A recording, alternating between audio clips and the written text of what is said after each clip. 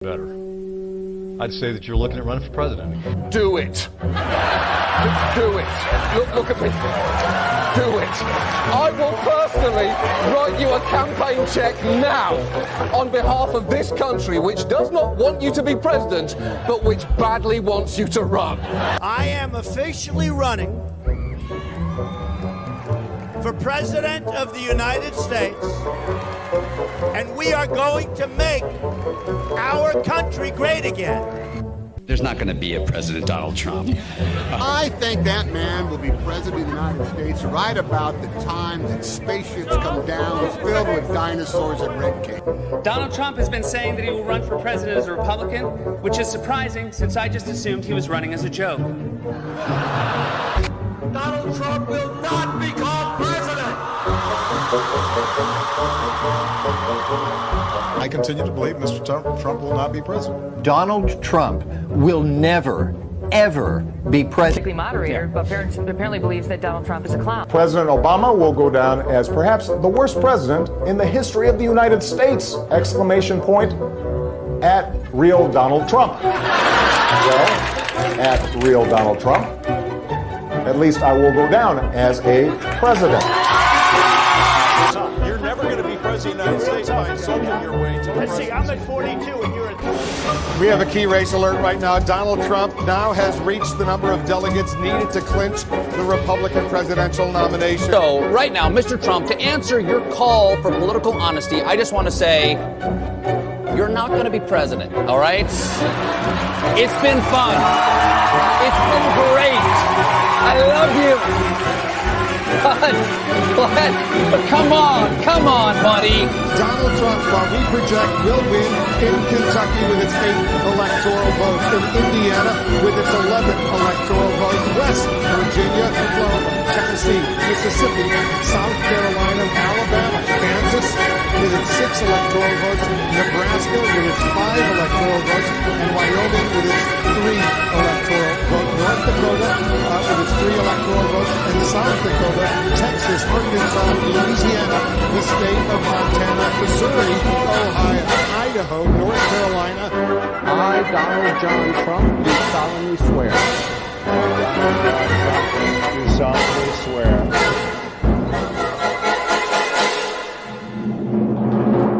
Together, we will make America great again.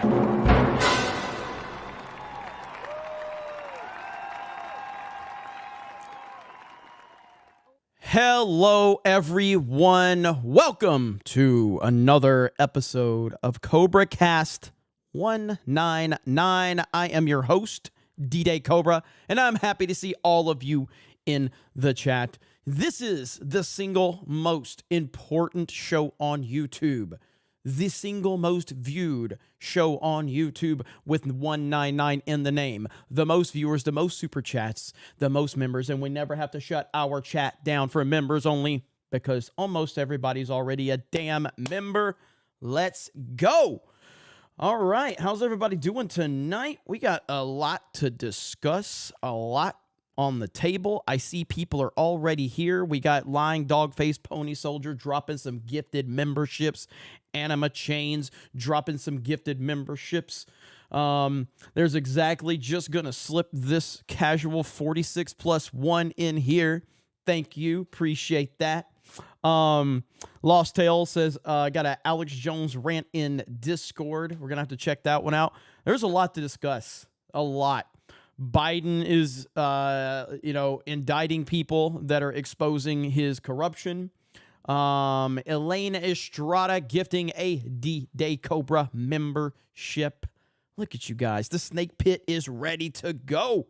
And I got to say, man, this whole Sound of Freedom thing has been wild to discuss. Absolutely wild. And, just insanity.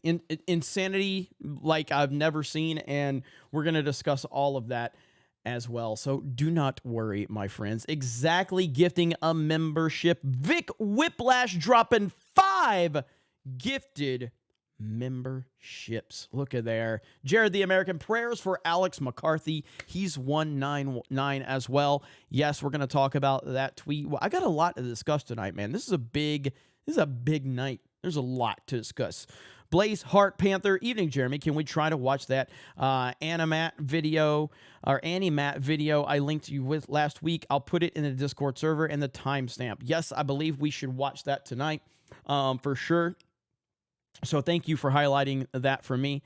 Let's see. We got Kevin Cron. You should play the Ron laugh clip as he laughs his campaign away. Trump 2024.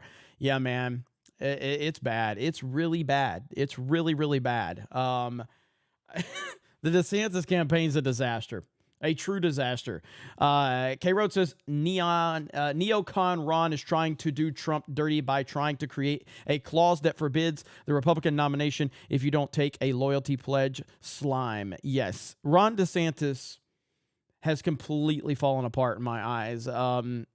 Again, I'm going to sound like a broken record because I say this every week, but Ron DeSantis is terrible. Ron DeSantis is terrible. And his campaign is unbelievable. I truly am astonished at how bad it's gotten. In fact, even Cernovich has finally turned on him and finally realized that it was a mistake. And we'll talk about some of those tweets here in a minute. Brock just dropped 10 gifted memberships to the Snake Pit, to the 199. That's what's up. Thank you. Lost Tales says there's a bunch of news articles in Snake Pit for anybody who wants to keep up to date. Reliable sources for all topics being discussed today. Thank you, Lost Tales. Appreciate you. Lost Tales always on it. Greatly appreciated. Eric K says, hail the 199. Yeah, Cernovich. Like, Cernovich is such a clown. But Cernovich kind of represents everything wrong with a lot of the people that are, I guess, not a crazy leftist that I have a problem with. So, like, right here, let me just show you some of these. Let me show you some of this really quick from Cernovich. Let's see. Share my screen right here. Right here. Check this out. So, you got Cernovich here. Says Trump, and this is back in 2022. All right. Trump has zero shot at the 2024 election. After tonight, this isn't up for debate. I was around in 2015 when he had no chance and accurately said he'd win through the biggest inauguration event in 2017. Times have changed. He changed. Whatever. DeSantis in 2024 or accept total defeat. That's what Cernovich said in 2022. Okay? And then he retweeted it and he says, I was wrong. Yeah, you're damn right you were wrong, Cernovich. You're damn right you were wrong. And the fact that you clowns have continued to push this anti-Trump narrative for all this time, I'm so sick of these clowns, dude. I'm so sick of these people that just can't stand up for what is right, which is Trump 2024. So there's Cernovich, and he's not all. Like right here, Trump has a zero shot at the 2024 general. Oh, sorry. He's got another one right. There's another one he had that I wanted to look at right here. This is recent. And he's like, there's something about Trump. It's magic. You see a picture and laugh. I'm not a sentimental guy. Don't care about celebrities. And intellectually was extremely bothered by his presidency. But you can't help but love the guy. No one else is like this. No shit. No shit, Cernovich. Welcome to what every single other person with a working brain already realized about Trump. That he is magic. All this stuff right here. Trump's optics are off the chart right here. Let me enhance this a little more so you guys can see it better.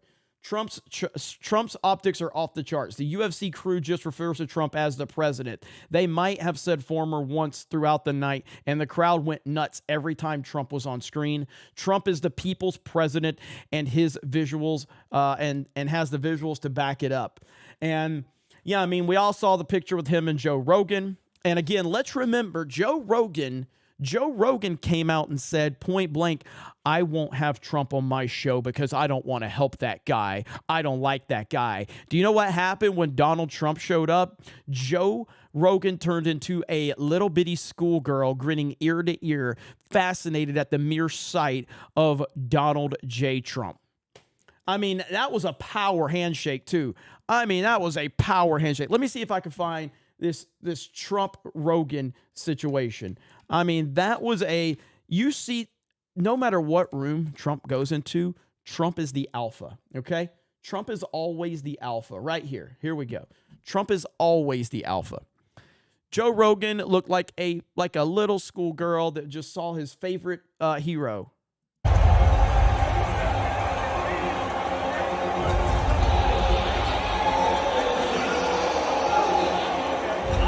Look at Rogan.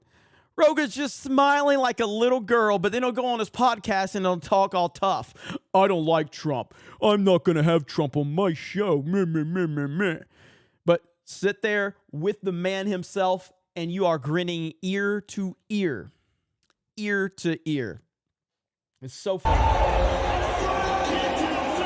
Trump is just the man, bro. He's just the man.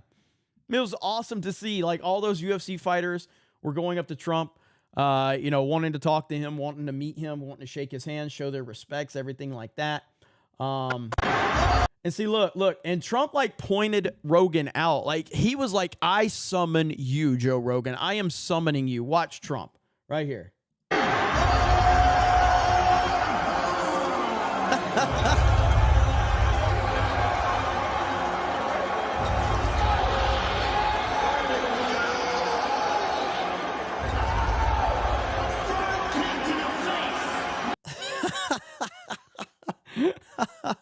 So awesome, man. So yeah, I love seeing that energy that Trump got, when he entered the UFC fight. And again, that represents America. That represents America, as it should. It was great to see. I loved seeing it. And hopefully we'll see more of that. Speaking of America, we got some stuff to talk about. How many of you lovely people in the snake pit have had an opportunity to see Sound of Freedom? Sound of Freedom. A film that, for some weird reason, people on the left have decided that going against a film that is highlighting child sex trafficking is something that they want to, that's the hill they want to die on. That's the hill that they want to die on. And it's a very strange situation, a very strange hill to die on, but that's what leftists do. Looks like our YouTube chat is completely frozen up. I'm not sure what's going on with that. I haven't seen it move in a few minutes. Let's see. So right now, yeah, the YouTube chat is completely frozen up. We are live on Kick. We are live on Rumble. So big shout out to everybody that's watching on those respective platforms right now. YouTube chat is completely just stopped. It's just completely stopped. So I see no movement on the YouTube chat. So we got 1,150 people here, and the YouTube chat is dead. It's dead. No movement whatsoever. So we'll see. I'm sure it'll get worked out here in a minute. Yeah, it is completely frozen up. Let me get Eric K in here for a minute. Eric, we are frozen, aren't we? It's totally screwed. I even refreshed everything, and everything I'm typing to people is just going the way of the dodo. Wow. So. Wow. Yeah. No super chats coming in, no gifted memberships, no general conversation, nothing. Wow. Look at that. Dead. It is dead. Let me share my screen so everybody can see what's going on here. So look at that chat. It is completely dead. Dead. And look at all the reactions. Look at all the reactions right there in the bottom corner, but it is done. What the hell is going on? Is YouTube broken? It appears YouTube is broken, ladies and gentlemen. I can't even see. I like when I can hear from my chat. This ain't the Tim Pool show. I like when the chat talks. I feed off the chat. I get energy from the chat. Holy crap. Chat makes the show. There we go. There we go. Boom. Look at that. There we go. It's back, baby. We're back. They can't stop us. They can't stop us. All right, we're back. We're back. All right, Eric. Appreciate you, buddy. Shout out to Eric K. Appreciate everybody. you. All right, so we're back. There we go. Good to see all of you back in the chat. All right, there we go. Look at everybody. Look how excited they are. Look how excited they are. Yeah, completely frozen up. I see you, Kick. I see you, Rumble. I see you. There's Lying Dog Face Pony Soldier. Ryan Guy says, bruh, no chat. Brock's gifted 20. You see how excited the Snake Pit is now that they're back? They're like, no. We got to drop some gifted memberships. We got to drop some super chats. Don't tell the snake pit that they can't talk, all right? That's a big problem when you do that. It's a big problem. We can't do that around here. So good to have all of you back here. Shout out to all of you. All right, yeah, that was frustrating. But that's all right. We're back now. We're back. All right, so thank you guys. I appreciate all of you being here. Smash the melee button if you don't mind. That's a simple request from a simple man. Let me see here. All right, so Rumble's working. Rumble chat works. Kick chat works. YouTube. People trying to give you their money and you won't let people give their money. Insanity. What's up, Alec Baldwin's finger? He don't miss. Okay, I want to talk about The Sound of Freedom. Okay, so I saw this movie. Yesterday, and I got to say it's one of the toughest films I've ever seen. This is a tough story for anybody to watch, and it's one of the most important films that I feel like I've seen. And I was really moved by it, and I want to show you guys the tweet that I sent out after I watched it. And there's some stuff I want to discuss with this movie. But yeah, this movie hits me in a different way. It hit me in a whole different way. This is my tweet right here, talking about The Sound of Freedom. One of the most important films I've seen. Difficult to watch, very difficult, but necessary. Powerful and well done. I've never been so angry watching a film. It's tough, but that's the reality that these kids live. Support this movie, save the children. It really, really was hard to watch. And I don't just say that, when I heard about this movie, I was saying to myself, like, well, what is this movie going to be like? Because if this movie's going to tell stories about child sex trafficking and it's going to hit home in this way, like, and you're going to have kid actors in it, I was very, very concerned about that. I'm like, what the hell? What are they going to do? How are they going to do this? This is a tough balancing act right here. And I can say, after watching it, and I'm starting to get chills just talking about this, it's a moving movie, man. It really is. It will move you. It will make you angry. You're not going to walk away from this movie going, oh, wow, man, I had a great time. I had popcorn and I had Reese's. No, that is not the point of this movie. The point of this movie is to tell you the brutality, the reality of what's going on, and to try to raise awareness for it. And that's exactly what it did. It did a great job of being respectful to the human kid actors by telling the story they needed to tell, but not putting them in compromised positions, which is a very tough balancing act, but they pulled it off.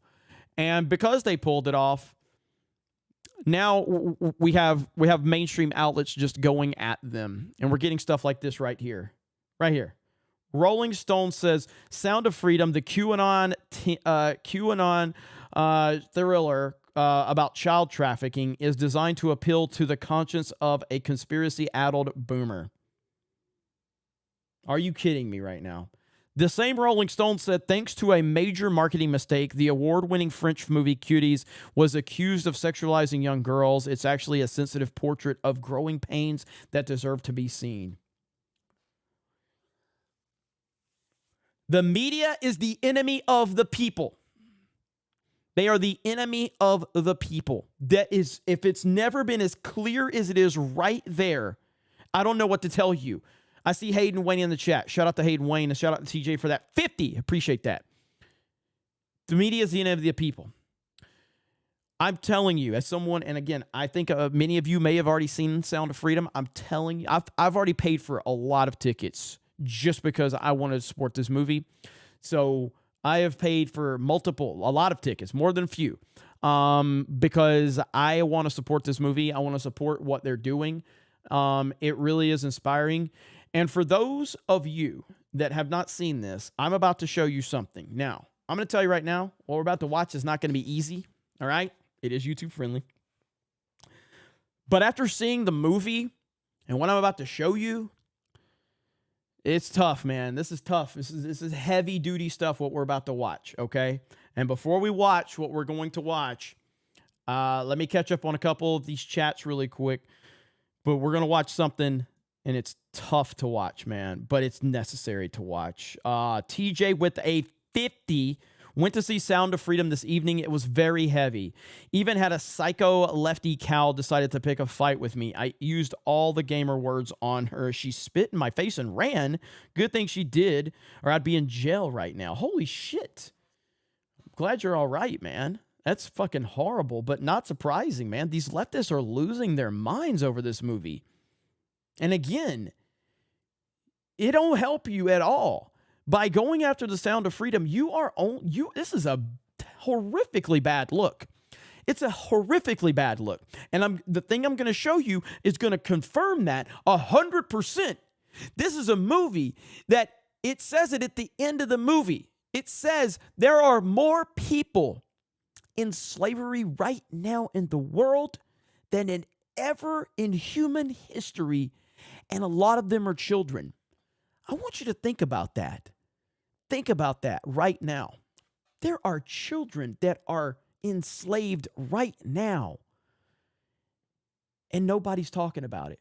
Nobody's talking about it. Unbelievable. And leftists have decided, let's just go after this movie. Well, if you have any questions about this movie, for those of you that have seen it, this is going to hit a different level for you, because it's one thing to see it without seeing the movie. It's still terrible. It's still tough to watch. But seeing this clip right here, after seeing the movie, this is the original news report about this situation. Look at this right here. Last weekend, police broke up a major sex trafficking ring in Colombia, which has become a destination for tourists looking for sex with boys and girls. The police had help from an American who went undercover to rescue the children, and Elaine Quijano met him. Tim Ballard has one mission: to track down child traffickers. 4 months ago, Colombian authorities asked him to investigate a tip that children were being sold there as sex slaves. Within a half hour, this individual walks up to me, starts asking me what I'm here for, what I want, and within minutes, he says, well, I've got kids as young as 11 years old. Ballard, a former Homeland Security agent, now heads up Operation Underground Railroad, a nonprofit group that rescues trafficked kids. After that first meeting, the Colombians asked him to put together a sting. No men will be in here, only women. Operation Underground Railroad spent months planning, renting this house, rigging it with hidden cameras to document the crime, coordinating with Colombian authorities, and negotiating with the traffickers. How they find these kids is they lure them in by pretending to have a modeling agency. They target them at 9 or 10 years old. And they were telling us that about by 11, they're ready for sex. They're ready to be sold. What is that like, looking into that kind of person's eyes? It's horrifying, and this is why. Because I've got a smile in the face of evil. This is the table where we're going to do the negotiation. Seeing this table right here and seeing what they're going to show here in just a minute. And I saw a lot of you saying that we're going to get throttled and all that. Look, man, at the end of the day, what I've learned from you guys, Geeks and Gamers, Snake Pit, CobraCast, wherever we go, you're going to support us. And we're on Kick, we're on Rumble right now. After seeing this movie, I've got just a completely, it's not like I didn't know that this was a thing. I knew that, human trafficking was a thing. I didn't understand the level until this. But let's continue on. Less than 24 hours after the operatives landed, the suspected traffickers arrived on the island, and the final deal with the undercover team began. 54 boys and girls aged 11 to 18 were ushered in for what had been billed as a sex party. They were given candy and drinks and told to wait in this small room. This little 11-year-old boy, I remember, he asked one of my operatives if they could give him some cocaine or something. He said, they usually give me something because I'm really scared. By the time the deal was done, the alleged traffickers were set to make $25,000. That transaction was never completed.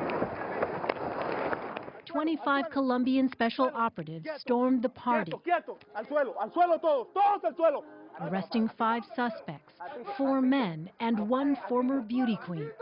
They told the exact story in the movie just like this played out. They told the exact story. Holy crap, man. All charged with child trafficking. The victims, 29 of whom are under 18, were evacuated, given medical exams, and placed in a rehabilitation center where specialists are working to undo the damage. Right before I got in the boat, we had to walk by this room where the kids were, and they put their hand up. And I touched their hand. Am I buffering again?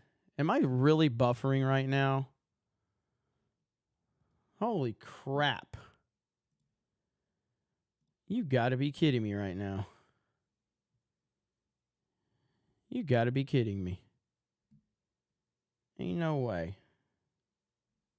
Can you guys hear me? Are we good?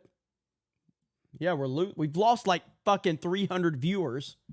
We've lost like 300 fucking viewers since I started playing that. Mm-hmm. It's amazing how we've went up in viewers on Rumble and Kick, but we've been losing viewers. All right, let me get back to it.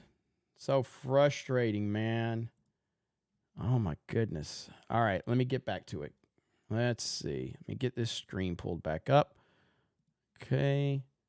Let me back this up a little bit because I think it's necessary for everybody to hear what happened. The party, arresting 5 suspects, 4 men and 1 former beauty queen, all charged with child trafficking.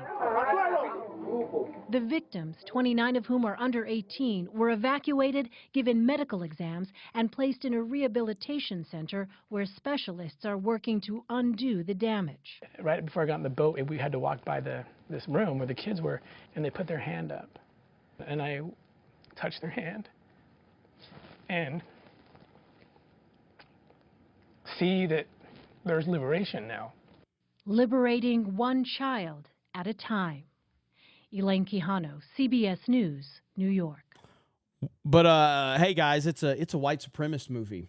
This is an alt-right movie, guys. This is a Trump supporter. Hey, thanks for the compliment saying that Trump supporters care about human trafficking being destroyed and protecting children. Yeah, go ahead, paint that narrative around Trump supporters and see how that one works for you, leftists. And again, yes, we had 1,700 fucking viewers when I started playing that video. 1,700 when I started playing it. Now we're down to like 13.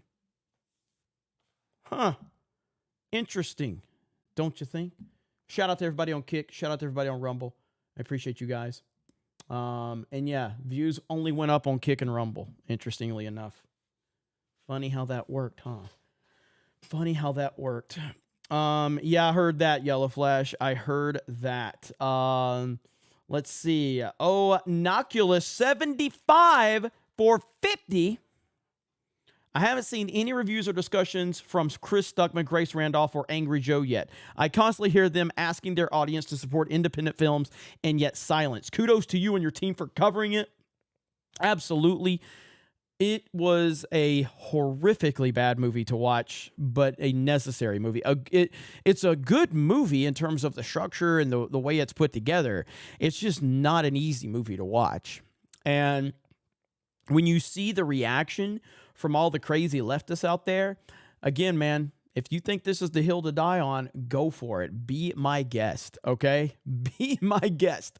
But I'm telling you right now, you ain't helping. No, you are not helping yourself at all. I even tweeted out as much right here where I said, there's no scenario where slamming Sound of Freedom is a good look. This film is not divisive in any way, shape, or form. If you're slamming this movie, you need help.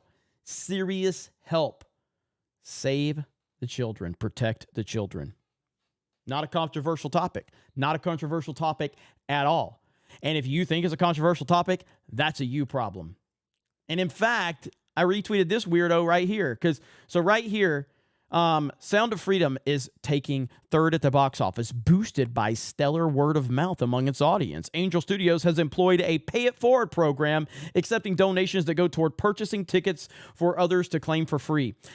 This person said, so wait, I knew it. It's making money through evangelical organizations buying large sums of tickets and then having its target audience claim them for free. Basically, it's cheating the system. So I just retweeted this and said, this Forbes were, why is Black Panther selling out? Activist churches, schools buy thousands of tickets. You didn't have no problem with that one, did you? You didn't have no problem with that one. But suddenly when there's a film that's talking about protecting children, oh, suddenly that's a big problem. These people are disgusting. These people are sick. And of course, I saw this tweet from this person. Of course, every single time anti-Trump rhetoric. Every single time I see somebody virtue signaling, going after a topic like protecting children, I just search their name with Trump. There's always TDS that follows. Every single time there's always TDS that follows. Never fails. Never fails. Always. And I will continue to expose these clowns if that is what we have to do. As a matter of fact, let's look at something really quick, because this is a super chat that we received. All right, so this is this person that was interested in deplatforming me. Does everybody remember this weirdo on Twitter? This Animat. This person wants to deplatform me. This person said that I'm running a harassment campaign and I'm violating TOS, all while this person violated TOS by calling for a mass flagging campaign against my channel. Because why? Because they see how many people watch our channels, they see the support, they see the super chats, they see the memberships, and they hate it. They can't stand that we have people that support us. It drives them crazy. Crazy. So let's react to this part where I was brought up, me along with many other people. So this is the person right here, ladies and gentlemen. This guy right here has decided to call for a mass flagging campaign against my channel. That's right. This person right here. Oh yeah. Let's listen to what this person has to say. I'm sure this person has a real manly voice. I'm sure this person's a real manly man right here.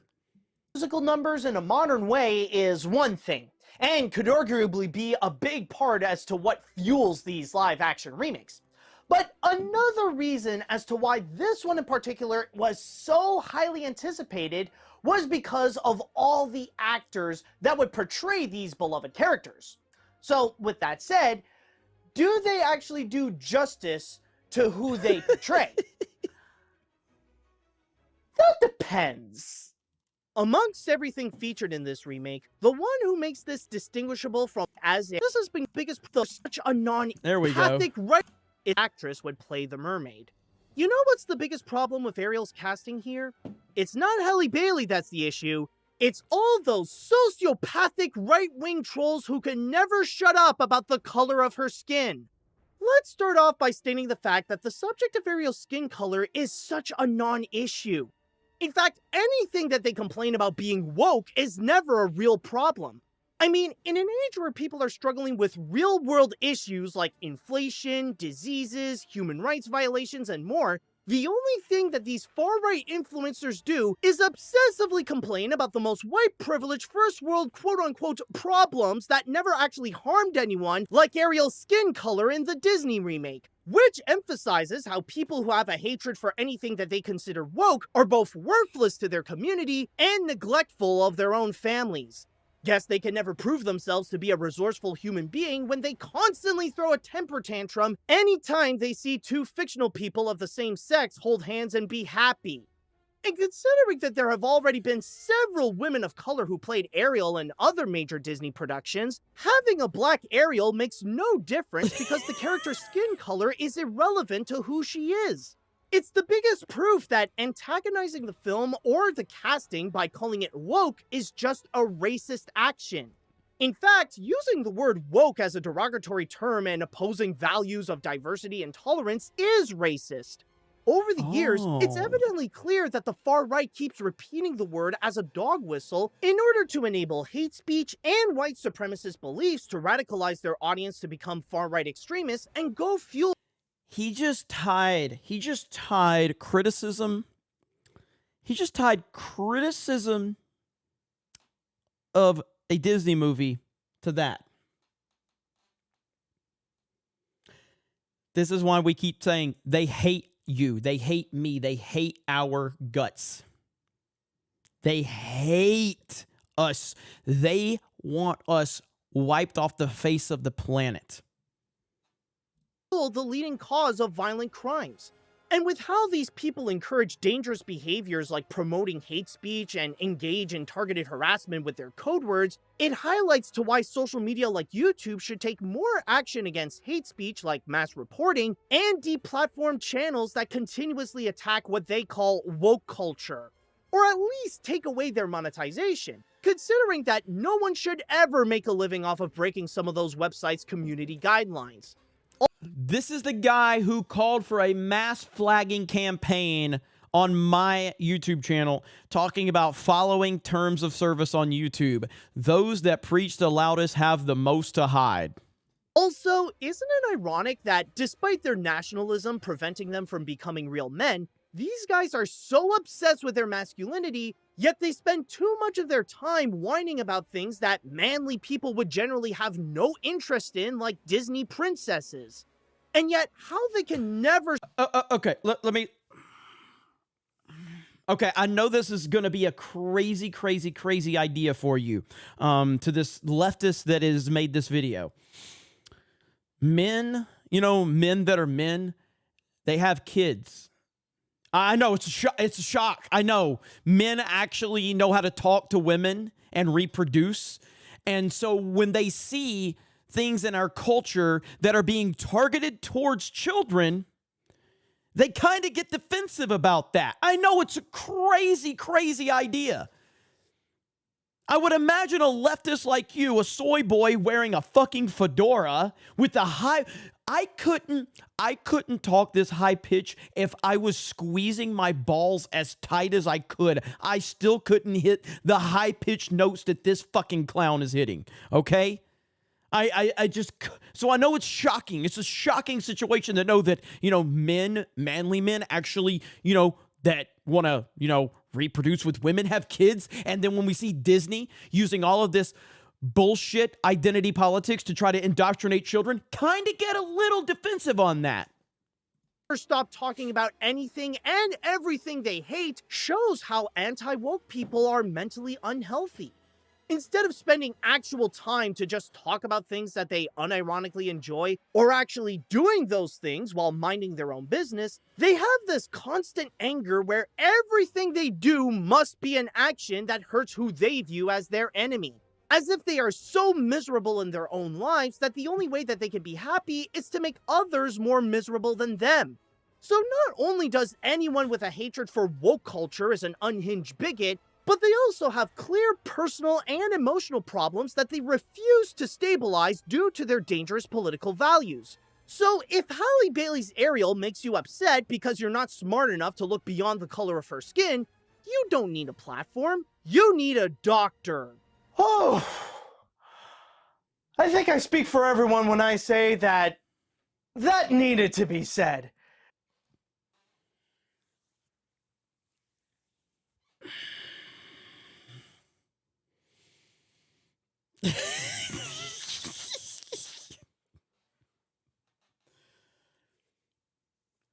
Hailstorm, you know what to do, buddy. You know what to do. So, this is the guy who wants to deplatform me.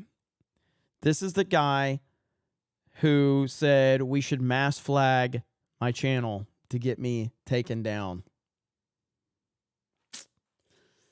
Hailstorm, you know what to do, buddy.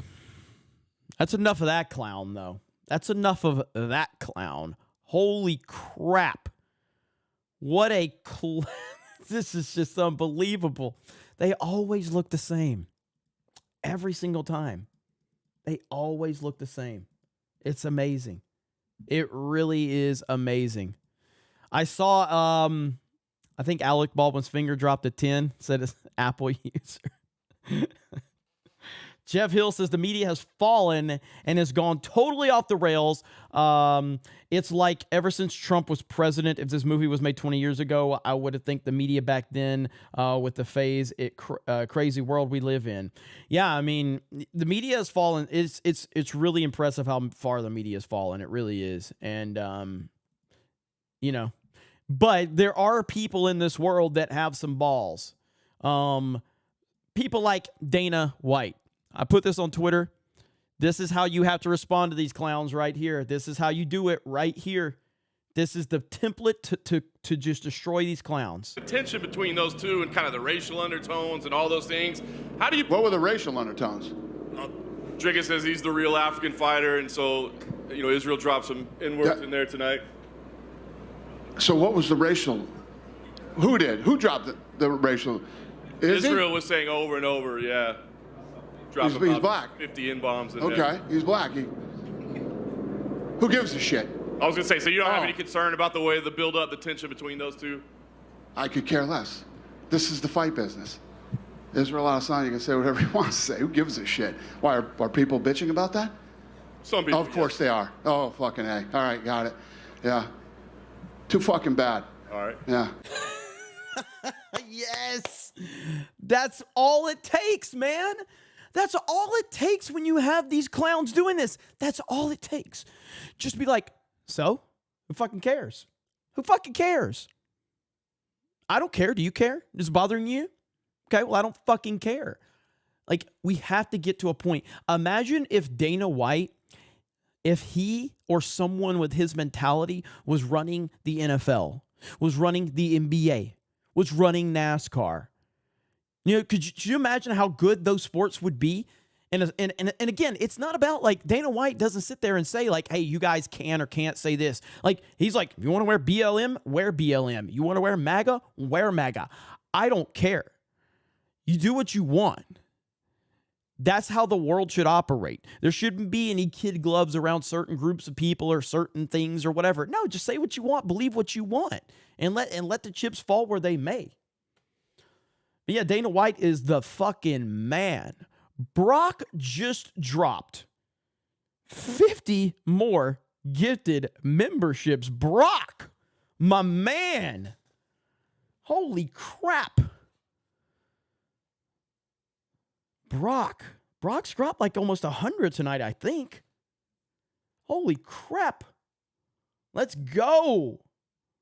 Brock out here dropping bombs, baby. Bebop is here. What's up, Bebop? I don't have kids. Is this a personal attack or something? What's up, Bebop? I haven't seen you since you kind of, I think you rode off on the sunset because you won that one night. You won the CobraCast Super Chat fight. So good to see you here, Bebop.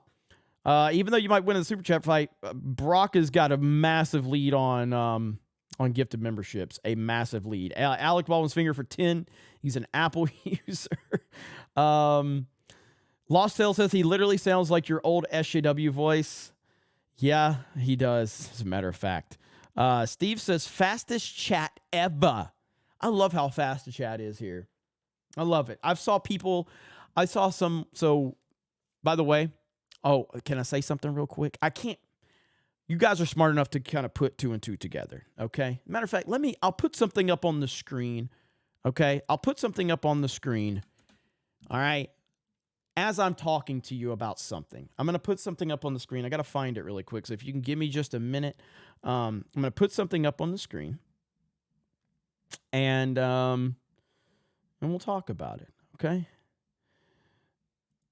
So I'm not going to confirm or, anything. I'm going to be very kind of like general, but I'm probably going to be somewhere this weekend. I'm probably going to be somewhere. And I can't really tell you where I'm going to be, but I might be somewhere, okay? I'm not saying I will. I'm saying it's possible that I might be somewhere. And I appreciate all of your support. And all of your support has a lot of people's eyes on what we're doing.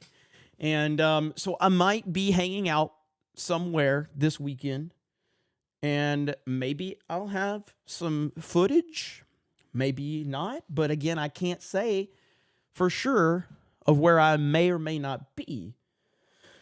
But what I can say is that Ron DeSantis has decided he is not going to show up to the Turning Point Action Conference in West Palm. Interesting that Ron DeSantis is not showing up. With all of these really awesome people going to be there, you would think that Ron DeSantis would show up. And Ron DeSantis doesn't seem like he's going to. As a matter of fact, I think it's confirmed now he is not going to be there. Not going to be there. Can you believe that? Can you believe that? So, pretty interesting, if I could say so myself. Pretty interesting. But again, I want to thank all of you guys. I mean, the opportunities, and here's what I love. I love when I talk to people that follow what we're doing.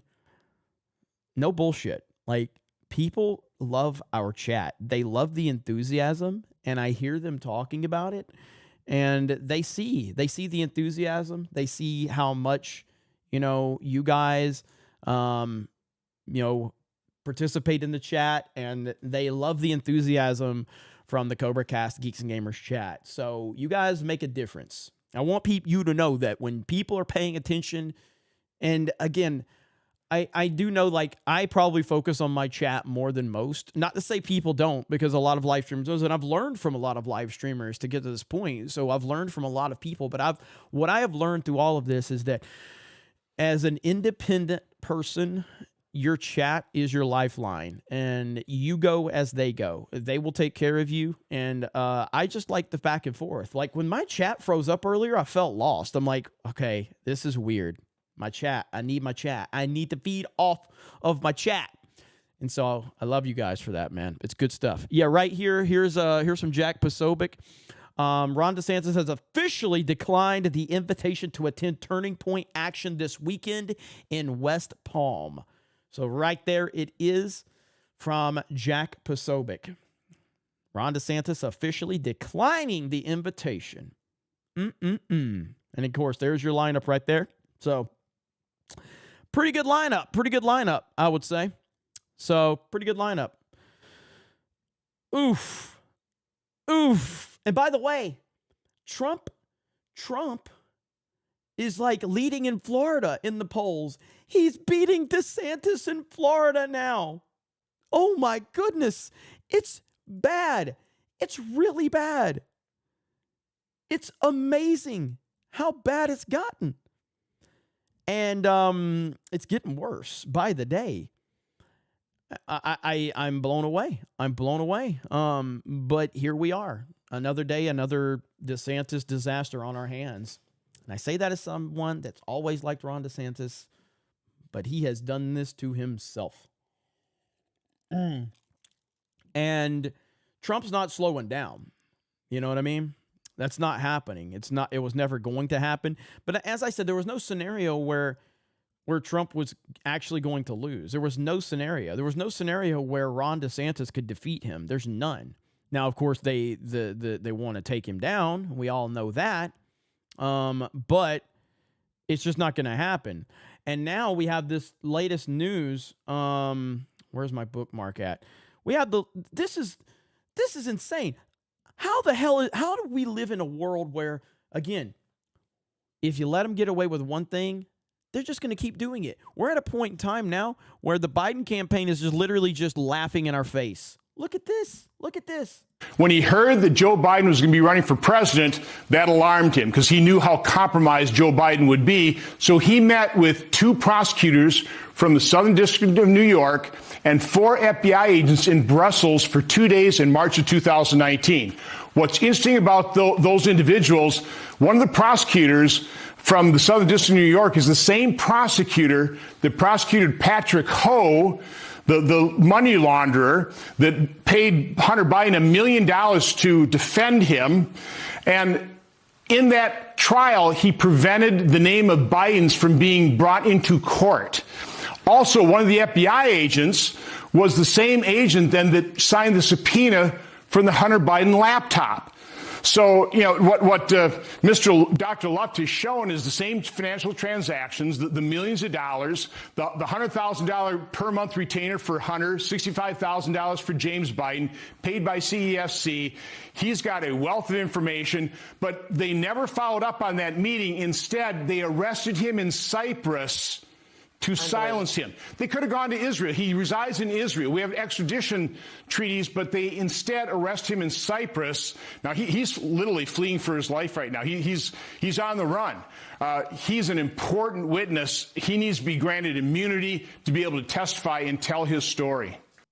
So right now, because of the department, so the Biden's DOJ has announced that for those that are not caught up on this story at all, right here, breaking, the DOJ has announced charges against missing Biden corruption case witness after he reappeared to detail allegations against the Biden family. So now because he's got, now that he's reappeared with detailed allegations, now the DOJ has announced charges against him. How corrupt are these people? They're just laughing at us. They're laughing at us. Of course, but you say, how can they do that? Because you allowed them, the people out there that have cried about Trump for all this fucking time, you allowed them to arrest Donald Trump. You allowed them to do what they did in 2020. You've allowed all of this by not going out and supporting Trump full on. No apologies. Quit fucking apologizing. Just like this shit with Mark Hamill. The shit with Jack White from the White Stripes. They're crying because they're trying to shame everybody that was hanging out with Trump at the UFC fight. This is their method right there, is to shame people. They are trying to set an example that you cannot support Trump publicly because they understand that Trump is the most popular guy. He's the most popular guy in the fucking world, in the country, in the world. It's Donald Trump. He's the most popular guy. But they want to shame people into silence. Stop letting them shame you. Stand the fuck up and yell MAGA as loud as you can. And if they cry, let them fucking cry. If they want to try to cancel you, let them fucking try to cancel you. They have no fucking power whatsoever. But yes, they can do this because they did it to this fucking former president of the United States of America. It's insane. Fugitive former Israeli army officer and co-director of a Maryland think tank is under federal indictment tonight. Gal Luft is charged with acting as an unregistered foreign agent, trafficking in arms, violating U.S. sanctions against Iran, and making false statements to federal agents. He says he was arrested in Cyprus to stop him from testifying before a congressional committee regarding bribery allegations against the Biden family.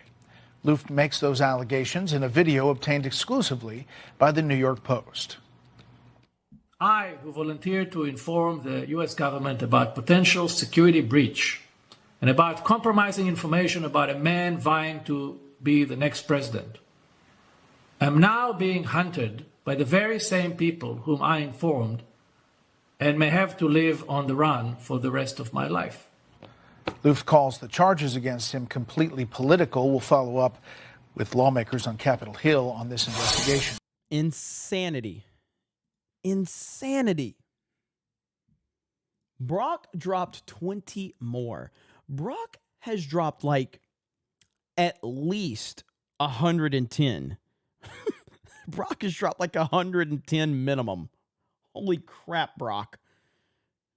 Chat, thank Brock for some memberships. Absolutely insane. Holy crap. And yeah, this is where we are, though. This is where we are. They'll arrest anybody that crosses them.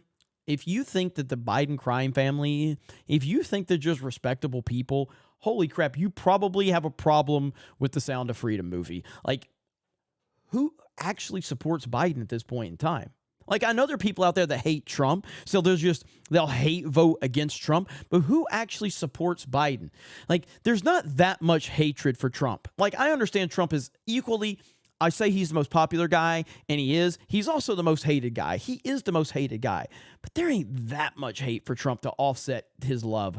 And there ain't no support for Biden. Nobody actually supports Joe Biden. The people that are supporting Joe Biden just don't support Trump. That's all it comes down to. It doesn't like he has any real fan or real support. Nobody does. Nobody. And his campaign is tanking. And we go back to, what did I tell you months ago? What did I tell you? I've told you this. And then Patrick Bet David, he put out a detailed layout of it. And look what we get today. Look what Politico says. Gavin Newsom's star is ascending, and he's bringing a whole constellation with him. So, like, really? So now, like, Gavin Newsom is the new symbol for the Democratic Party. I said this would happen. Gavin Newsom, I predict Gavin Newsom will be the Democratic nominee for 2024. That's my prediction right there. That's my prediction right there. Gavin Newsom will be the Democratic nominee. And again, for those that don't remember, let me see if I can find Patrick Bet David's tweet breaking it down, because it's very good. It's very good.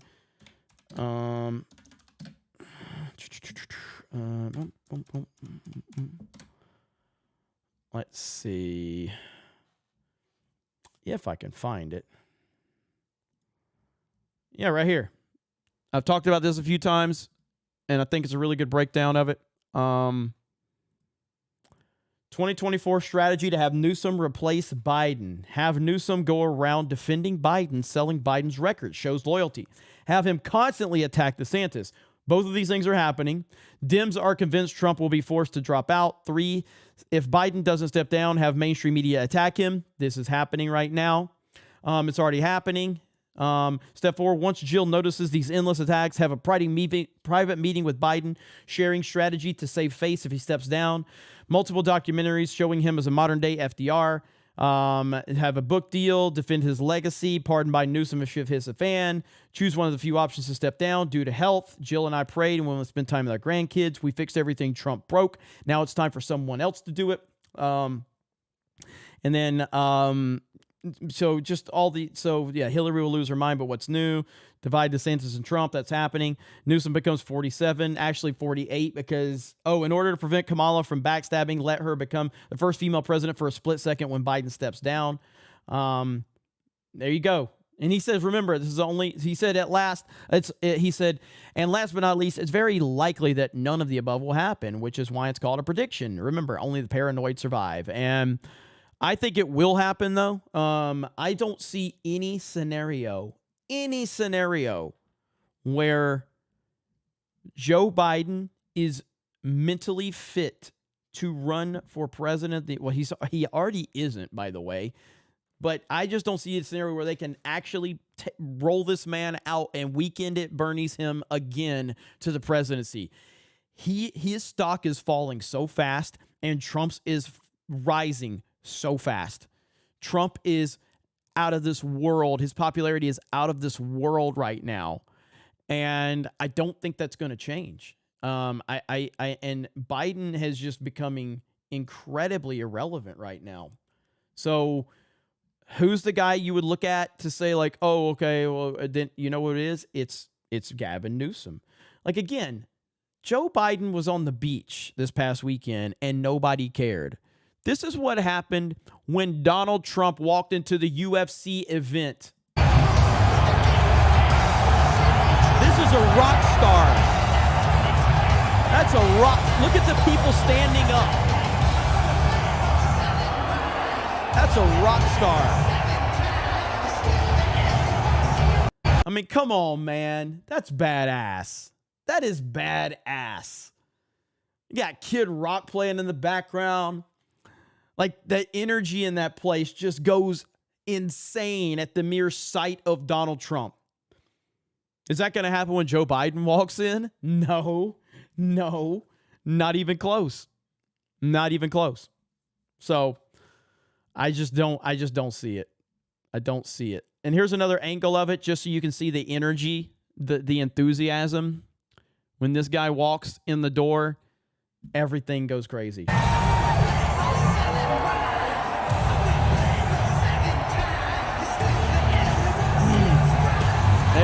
It's like Stone Cold Steve Austin.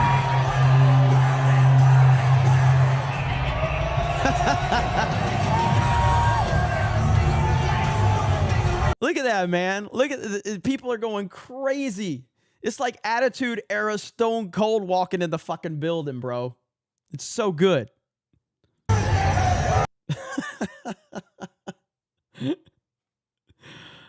Everybody wants a shot. Everybody wants to shake his hand. Everybody wants a picture. Everybody in awe when this man walks in the building. There's nobody on the planet like him.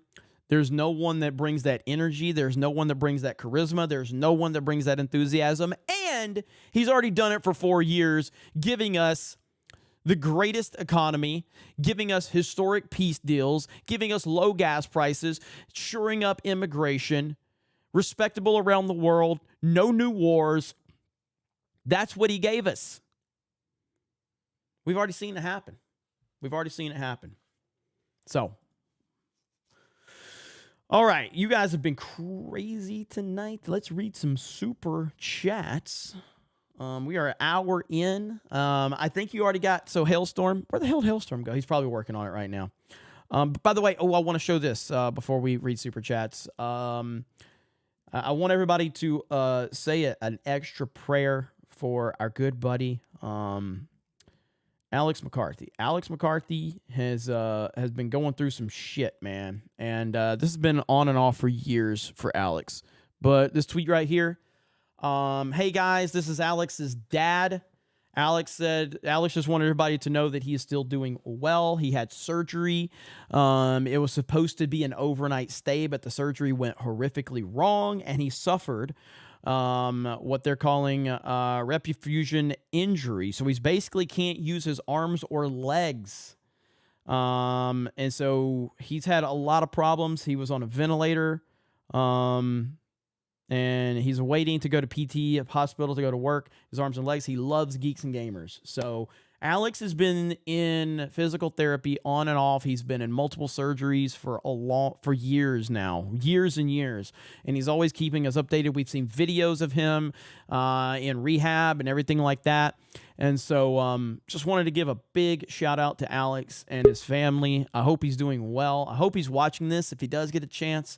We love you, Alex, and we know you're going to pull through, buddy. And, man, we can't wait to see you keep kicking ass. Keep kicking ass. So there's a G&G crew throwing some nice love in there. There's Tug. So appreciate all you guys throwing some well wishes out there. That's great to see.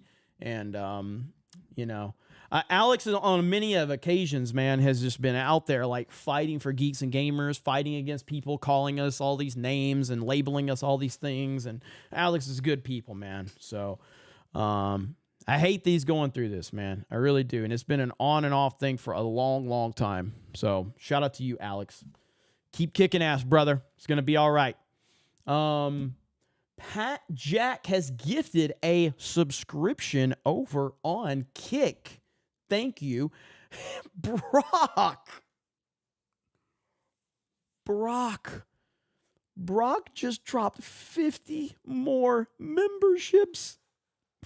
What? Brock, you madman. Holy crap. Brock has lost it tonight. That's going to push us like close to, about 160, 170. Holy crap. Wow. Unbelievable. Thank you. There's Corn Boy member message. Let's see. Oh, can we see Friday's Beard of Shame real quick? Corn Boy. You know what? So Hailstorm, let's see. Hailstorm, how are we looking on tonight's Beer of Shame? We're going to have like 4 beers of shame. So I need you to pull the last Fridays, the 2 that we didn't get to play because of this. I've already done that. Okay. I've already done that. Well, I'm just wrapping things up. Okay, It's all gonna be tied together. It's all gonna be tied together with a bow. Hailstorm, already on it. There you A go. little bit extra, a little bit of something extra too. Ooh, okay. All right. Shout out to Jay Hailstorm. Go follow him on Kick. All right. Thank you, man. All right. So yes, more beer. We've got a lot of beer to shame tonight. A lot. There's Vic Whiplashes with his 5 getting that party started tonight with those gifted memberships. And then Brock's come in and just dropping bombs. St. Adam says, Hail Snake Pit 199. Thank you. Exactly. Dropped another Geeks and Game or D-Day Cobra membership. Tom Roberts, Trump Lake 2024. Hail Snake Pit. K-Road, I got that one. Brock. So Brock started off with 10 earlier. That was at 11:57. So in an hour, Brock has dropped a lot. Dropped a lot, bro. Oh, my God. That's when the chat shut down. There's Craig Keeley. Says, Snake Pit in the house. Just want to say thanks for all you do. Oh, and Biden for prison 2024. Thank you. There's TJ's 50. Sushi says, Jeremy, what's your opinion on Kevin Leonardo Nair video situation? Warning, do not show the video on stream. I don't know about that. Wait. Is that the one with the dude that showed his bare ass on YouTube or whatever? Is that what that one is? I think that's the one. If that's the one, confirmed. So Kevin Leonardo, was that his name? Is that the guy that showed his ass on YouTube or whatever? And did a Nair thing or something? Oh yeah, no,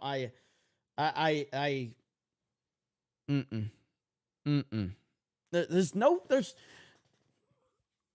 scenario that is acceptable. There's no scenario where that is acceptable. None. I ain't showing that shit. I ain't watching that. Ugh. Well, I clicked on it because I saw it going everywhere. So I was like, what is this about? Thank God for the comment section. Thank you, God, for the comment section. Because the comment section warned me as to what exactly was going on. The real MVP, the comment section, bro. The real MVP. Okay? The real MVP. The comment section. Bro. So for those that don't know, for those that are confused, so we have a huge crowd here. There is a YouTuber. I think this video has millions of views. There's a YouTuber that, I hope I get the story correct. He wanted to take Nair and I guess remove the hair off his ass. And from what I understand, from some of the censored photos I saw, he bent over on YouTube, bare ass, showed everything while removing hair from his anus. And it remained on YouTube, monetized with millions of views. But I can't talk about the 2020 election. Yeah. Monetized!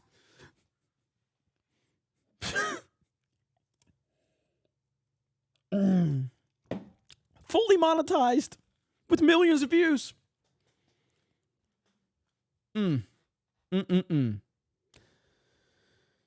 Hate Me Toast says, it's hard to watch, but glad I saw it. You're not talking about the video that I'm talking about. You are talking about The Sound of Freedom, which I 100% agree.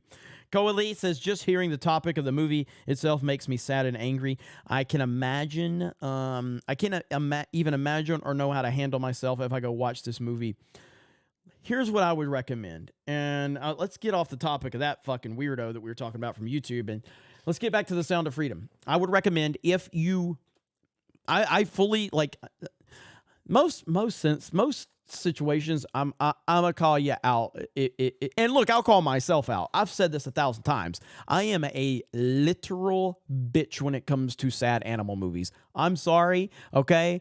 I know. I get up here and I talk shit and Trump 2024, MAGA, guns and all that shit. But I'm sorry, man. When it comes to sad animal movie, literal bitch right here, okay? I can't do it. So, So yeah, I can't. But like in most situations, I will call you out if I'm like, bro, the movie's too heavy for me. This one is a very, very acceptable if you can't watch it. So I totally understand that. But what I would say is just buy a ticket. Buy a ticket, even if you're not going to see it. Support the movie. If you've had the funds, support the movie. I will be using proceeds from tonight. You know what? I'm gonna buy. I don't know. Maybe I'll probably buy like 25, 50 tickets or something.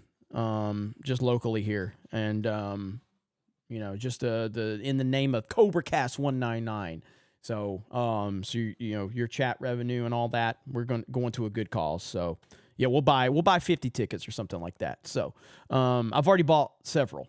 But let's do it, man. So we'll do it tonight. I'll show you guys the receipts and everything like that. But totally understand that. Ryan Guy says God's children are not for sale. Hands down, one of the best scenes in the movie. 100%. Fantastic, Mr. Knox. So if making content that mentions about the evils of child trafficking makes it right wing, then okay. Shows the other side are for diddling. Sad but true, bro. Sad but true. John Joseph Gray says Trump exposes the frauds. The mass awakening is definitely happening for sure. It's going to get very interesting. It's going to get real bad, especially into next year. It's going to get real bad. And, man, we're still doing that fluctuation in views. Views have been all over the place tonight again. It's so weird. I don't understand. Let's see. Sushi says the subject matter is heavy, but it's very watchable. Nothing explicit or disrespectful. I agree 100%. There's nothing explicit, but the tones and the things that you are understanding happen, and not that it's happening in a movie with actors. It's the fact that they're portraying things that happened in real life. Knowing that it happened and knowing that it is happening right now. We are sitting here. I am sitting here on the internet right now talking with all of you. There's kids right now that are in that situation right now that we can't help. And we should be able to help them. We should be able to kick any fucking door down that we need to and beat the living fuck out of whoever is harming them. No questions asked. No questions asked. And that's what this movie's going to do. This movie's going to make you angry. It's going to make you angry as hell. It's going to make you angry. And it should. Eddie Ramirez for $2. Thank you. There's Onoculus 75 for that 50, and I appreciate that. And let me repeat that one more time, because he said for 50, he says, I haven't seen any reviews or discussions from Chris Stuckman, Grace Randolph, or Angry Joe yet. I constantly hear them asking their audience to support independent films, and yet silence. Kudos to you and your team for covering it.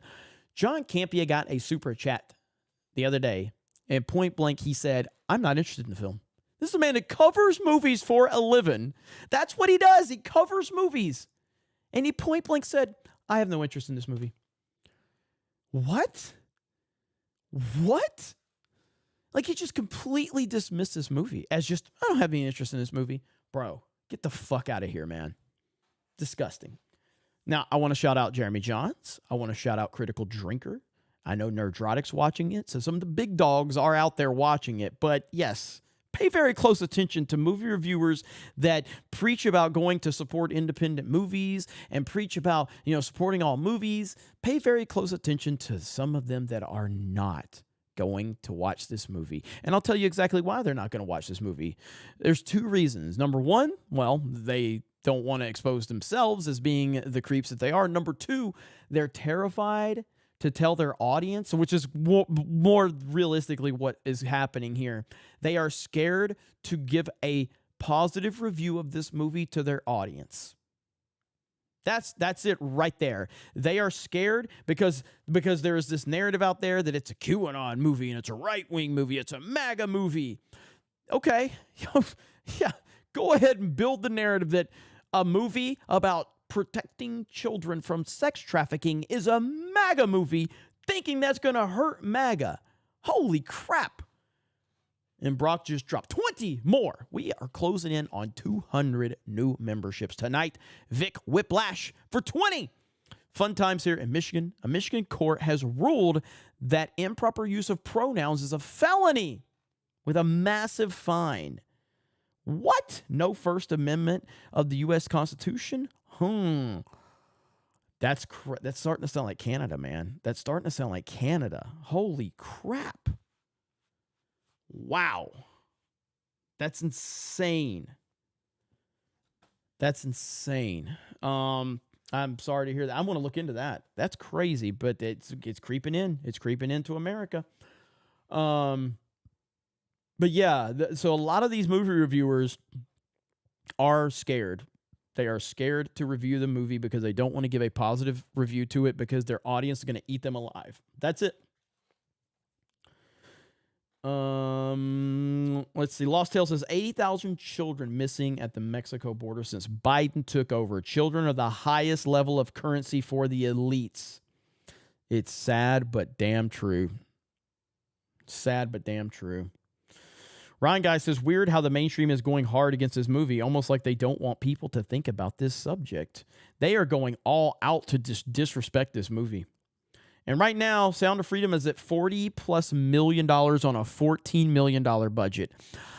I think that it can 100% hit, $100 million.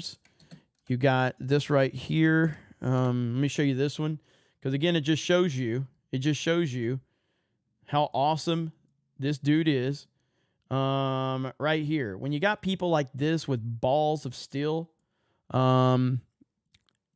right here. Hey everybody, I'm Dana White. There's a new movie out called The Sound of Freedom, and it's about human trafficking. More importantly, the trafficking of children. This is a disgusting, horrific issue that's happening all around the world, and it's not getting better, it's getting worse. And what I'm gonna do is I'm gonna give any of my UFC employees that wanna see this movie free tickets to go see, and I would like to encourage other executives to do the same at their company. Here's Mel Gibson with some more information on The Sound of Freedom. One of the most disturbing problems in our world today is human trafficking, and particularly the trafficking of children. Now, the first step in eradicating this crime is awareness. Go see Sound of Freedom. Hell yeah. Hell yes. And while we're on that topic, we got this one right here.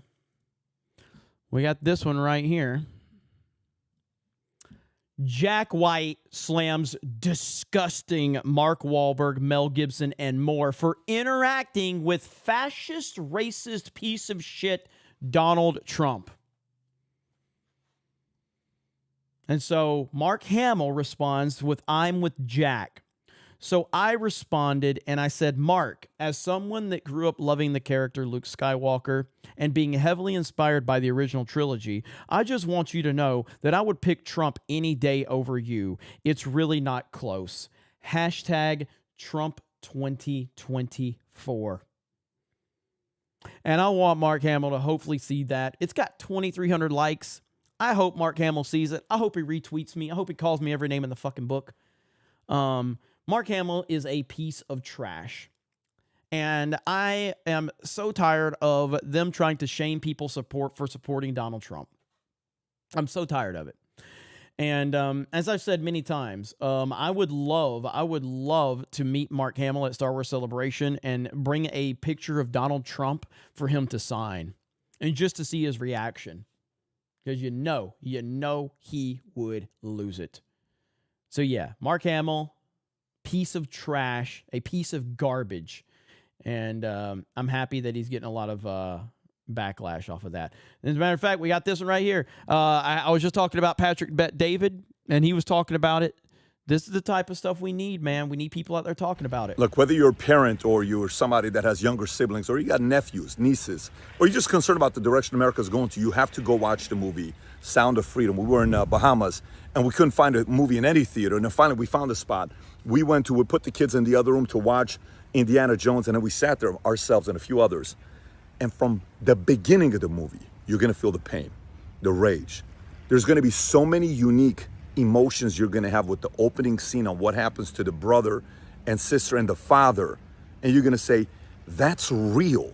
Then when you see the statistics, 22 million new child pornography pictures uploaded on the internet just in the last year, a 5,000% increase in the last 5 years. And the whole concept about the fact that this is a $150 billion a year industry, like $150 billion a year industry, it says you sell cocaine one time, but you can sell a child 5 to 10 times a day for 10 years. Look how profitable that is. And just last year, 2 million kids were taken for human trafficking. Just this year, in the last 12 months. I applaud the guys who funded the movie. I know there was a crowdsourcing way of getting the money. Obviously, Jim Caviezel was the right guy for this. Tim Ballard being the story of it, behind it. Everybody has to go watch it. And the most interesting thing about it was who bashed. We've got, let's see. We got a $30 Rumble rant for Reignited Republic. It says, here is money for 2 more tickets to Sound of Freedom. That's what's up, Reignited Republic. Appreciate that. And let's see. Amentives for 20 on Rumble. Take the last drops of my blood from my poor, abused wallet, Jeremy. I finally got my C8 Corvette today. Oh, man. Really? Okay, so 2LT Z51 Mag Ride aftermarket wheels, amplified orange paint, loaded. Picks coming soon. Thank you for the support over on Rumble. Reignited Republic becoming a monthly supporter as well. Thank you. Shout out to you guys over on Rumble. We got a great crowd on Rumble. Dude says, I hope this movie gets geeks and gamers to start shouting out independent films. It's fun dunking on Lucasfilm, but supporting these types of films like this will always need stronger message. 100%. Johnny the Wiz Kids, one movie that was very hard to watch last year was Last House on the Left because there's a rape scene. Explicit movies like that, even brutally murdering those bad guys, it was all too much and I didn't like it. I totally understand that. And Brock just dropped another 50. Brock, the only man tonight dropping bombs. Not the only man. I mean, there's a lot of people dropping. I'm just saying with the 50 bombs on this memberships, though. My goodness. 50 gifted memberships again. Brock, we're like over 200. Jeez. That's insane. Look at the chat going crazy over Brock. Crazy. Let's let Patrick finish the movie. For being the story of it, behind it. Everybody has to go watch it. And the most interesting thing about it was who bashed the movie. Just watch the critics on how they're bashing the movie. Oh, this was just a cue, right? Like, what? What? What part of the message has to do with that? The stats are being given from the federal government and you're not defending people having to watch this to see what's going on to protect their kids? Very weird. Who recommends you go and watching this movie and who bashes the movie? All I need to know is if you bash watching this movie, it says a lot about you. And those who support going and watching the movie, it also says a lot about you. All I'm saying to you is go watch the movie. Spend 2 hours. At the end, not going to tell you what Jim says, but if you know, you know. Go watch the movie and see what Jim Caviezel says at the end of the movie. Don't walk out like many of us do. Stick around. 3 minutes after the movie ends, he gives a 3-minute message that you have to hear. So anyways, part that I'm excited about, as weird as this sounds, is the fact that there are more people in the media industry that are financing movies like this, that are talking about movies like this, that are not afraid to produce things like this. And we're learning. People are getting exposed. You gotta love what the media industry is capable of doing when it's held by right people, funded by those who are concerned about it. And that's why I'm confident, because I think more and more people are waking up, finding each other and saying, this is a fight I'm willing to fight for. It's worth fighting for. So anyways, long story short, go watch the movie. You are gonna be disturbed, but it's a good kind of disturbed that we all need to be. Only the paranoid survive. Take care, everybody. Bye. A lot of people are asking who this was. That's Patrick Bet David. He is from Valuetainment. He runs a great podcast. He recently had Alex Jones on his show, and he pretty much will have anybody to have a good discussion. And I've become a big fan of him over the past year and a half. So I really, really like Patrick Bet David a lot. So he's a really solid guy. Really solid guy. So I highly recommend, if you have not checked him out, to do so. Sacred Clown TV just dropped 5 more gifted memberships. Ladies and gentlemen, you guys know what time it is. It's time to show that sexy back in. It's time. Like, we're here. We're here. The show ain't over. We got a long show left, but we are already at sexy back end time. That's right. Holy crap. I mean, wow. Brock has thrown us a party tonight, okay? Brock has thrown us a party. You're all invited. The whole Snake Pit's invited. But it's time to show that sexy, sexy back end right there. Booyah. Right there it is. 1,600 people watching, 1,000 likes, $421 in chat revenue, and we still got a long way to go. And 239 new members. And again, just remember, we are going to buy some tickets to Sound of Freedom. We are going to buy some more tickets to Sound of Freedom. We are going to support this show. I have already purchased a lot more tickets than just the one viewing that I've seen. So we're gonna support this movie to the best of our ability, and I appreciate you guys. It's a sexy back end. And we're gonna use again. You guys are so generous to me, and I really appreciate it. So when we have moments like this with something like, I believe in the Sound of Freedom. I believe in what they are doing. If you guys remember, this was back like a couple of years ago. We did a charity stream on Drunk 3PO's YouTube channel, and I believe we raised like $70,000 for that charity. That charity that is involved in the Sound of Freedom. We raised like 70 grand for them. Maybe we'll do it again. I fucking believe in it. All right? I walked out of this movie and I'm a believer. GJJ just dropped $100 super chat. GJJ. You see how quickly that went from 421 to 521? GJJ said, I'm about to bump that number up a little bit. And he did. And Brock just dropped 5. Brock dropped 20 more. And then lean back, have a snack, take a nap with 5 D-Day Cobra memberships as well. Fucking awesome, man. Holy crap. Kev and Kron for the Sound of Freedom ticket. Fantastic. Not for the Sound of Freedom ticket fund. Woo! We're going to sell some tickets for the Sound of Freedom, baby. I'll show you guys too. I'll show you receipts and everything. So, but again, you guys are very generous to me, and I really do appreciate it. It allows us to do a lot of things that, that I never thought would be possible. And if anything, it just feels really damn good to go out there. Like as much as I didn't, how do you word this? It's not that I didn't like the movie, because I think it's a good movie. I didn't enjoy watching it because it's such a heavy topic, but I also felt very inspired and motivated and angry all at the same time, and very sad. I've never really experienced a movie like this. I've never really experienced that. I've seen movies that have made me emotional. I don't get emotional a lot, but like I said, especially like I stay away from like sad animal movies because I'm a bitch. But obviously, again, I don't like talking about my personal life on the internet very much. I am a father to a daughter. So father-daughter movies, like Interstellar kicks my ass. Armageddon kicks my ass. Man on Fire with Denzel. Again, that's peak Denzel Washington. You know what I mean? And so So those movies really do hit me on a different level, but I've never really experienced the emotional roller coaster that this movie put me on, and I'm still dealing with it.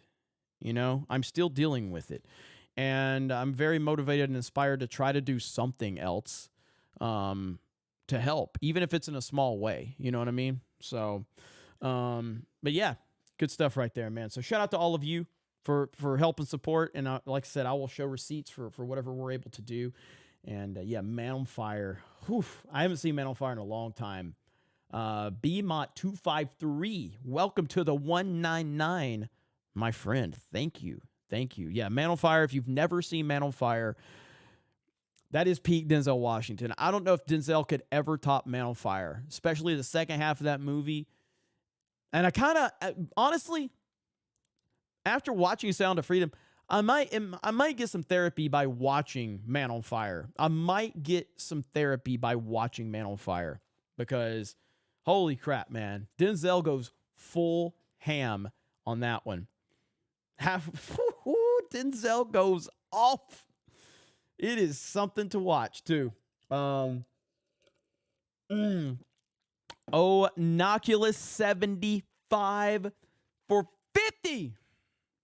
This audience is awesome, and the cause could not be better. Operation Underground Railroad. Yes, that's the name of the charity that we supported. I was drawing a blank at the time. Is a worthy charity. Thanks for your support. Yes, Operation Underground Railroad, which is who I think we raised like 70 grand when we did it. So it was really, really cool, man. It was really cool.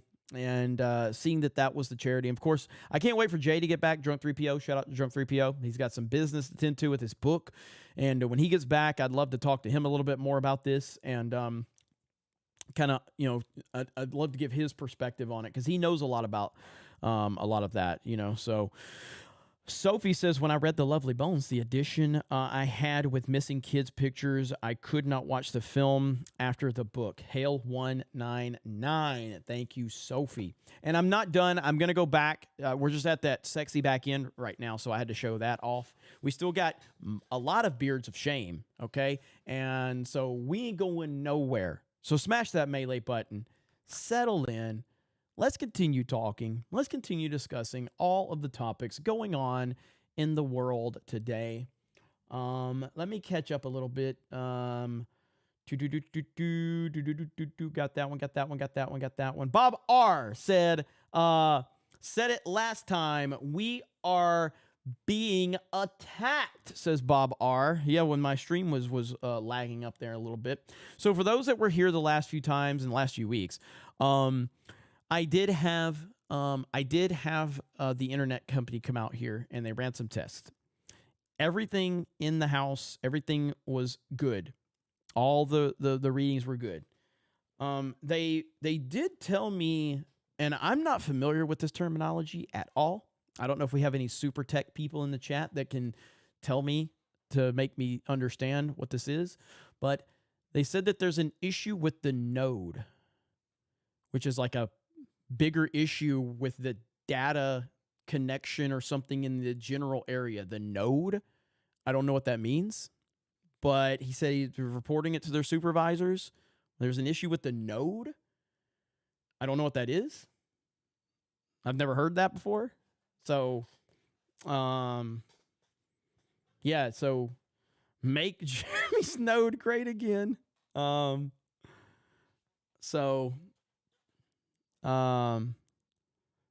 is theirs. The node is theirs. So, the chode, not the chode. So Starlink is not in this area. I looked into it. So, it sounds serious. The node is basically your area. Let's see. Is that Spectrum customer service in the chat? What? Oh my God, that's fantastic. So thank you, Spectrum. Spectrum customer support is in my chat, so thank you.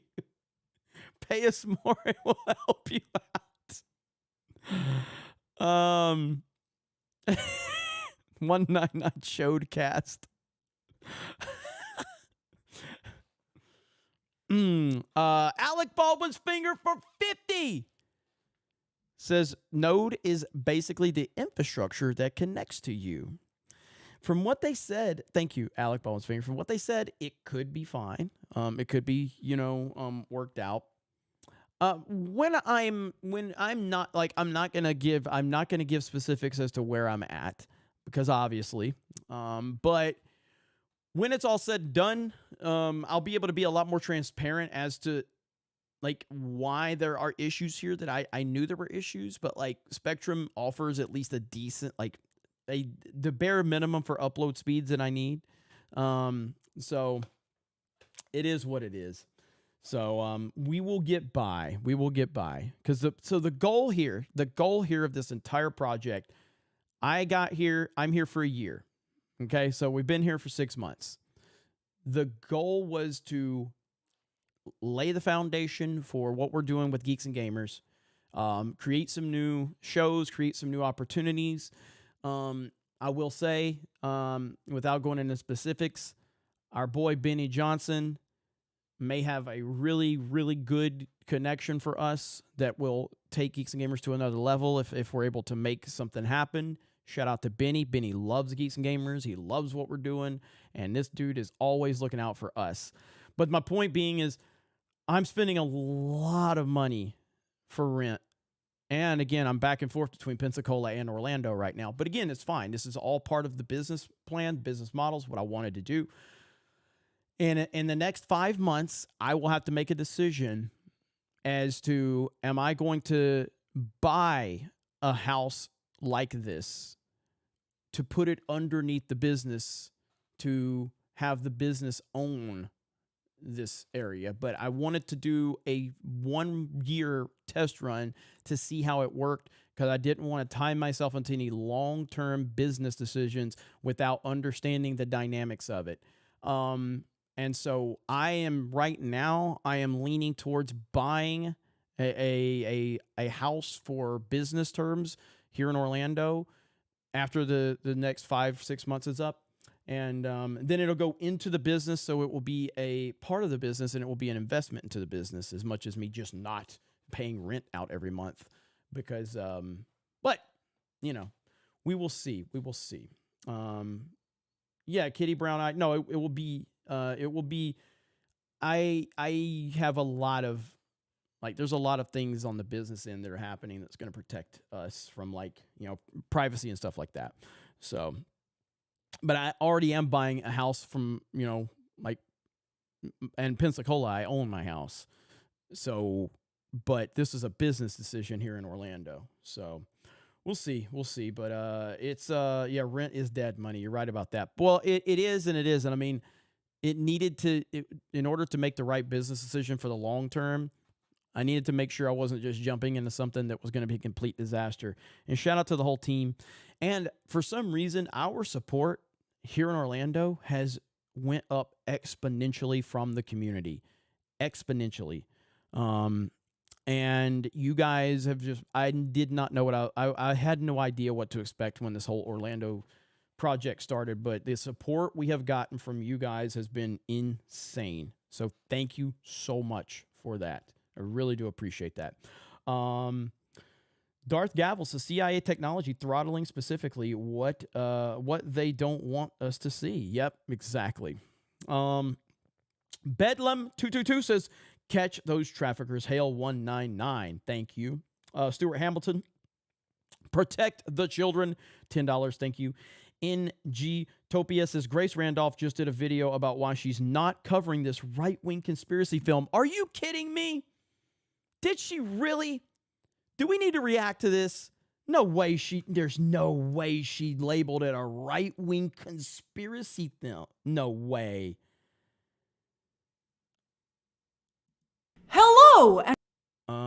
Let's see. All right, here, we're clicking. I don't know what we're about to get into, ladies and gentlemen, but we're about to see. We're about to see right here. Here we go. Here we go. Grace Randolph calling it a... Now, on that note, speaking of relationships in Hollywood, Angel Studios doesn't really have any, but they sure have a lot of fans, enough to move the needle. The Chosen is their crown jewel, an ongoing crowd-funded series that over the past few years has played some episodes in theaters. We've talked about them because they've done quite well. In fact, The Chosen is so successful that just recently the CW acquired the first 3 seasons, the rights to air them on that network in the United States, which is that was a huge deal for Angel Studios and that show. Now, how about The Sound of Freedom? Well, this movie was not produced by Angel Studios. Disney, after it acquired Fox, it decided to shelve this film, which I think... Yeah, Disney, after they acquired Fox, Disney decided they were not going to release this movie. I want you to think about that. Disney decided they did not want to release The Sound of Freedom. Oh my goodness. I think is helping the narrative of Sound of Freedom, because a lot of people who are interested in Sound of Freedom are against Disney right now. So they're like, oh, why'd they shelve it, man?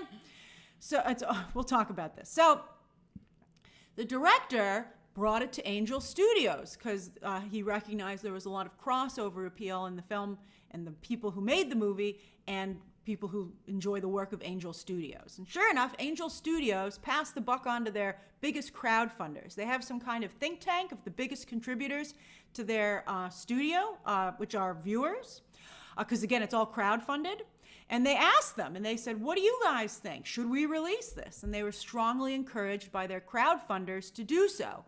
But, listening to the audience. Wow, what a terrible, terrible thing, Grace. I'm so sorry that people listen to their audience about a very important film that everybody needs to be aware of. What a terrible, terrible thing. Just because someone is a supporter of your company doesn't mean they understand good business moves. And it's a $14 million budget, and it's made $40 million.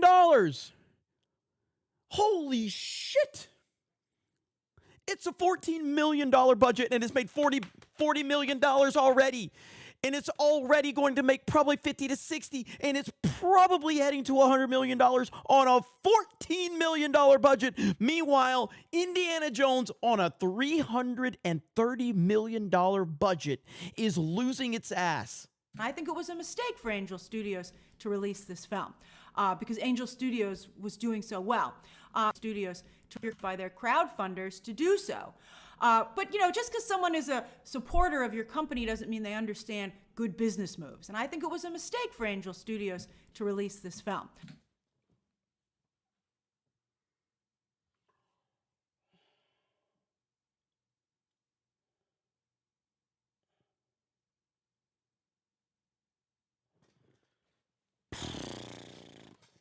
What? What? What?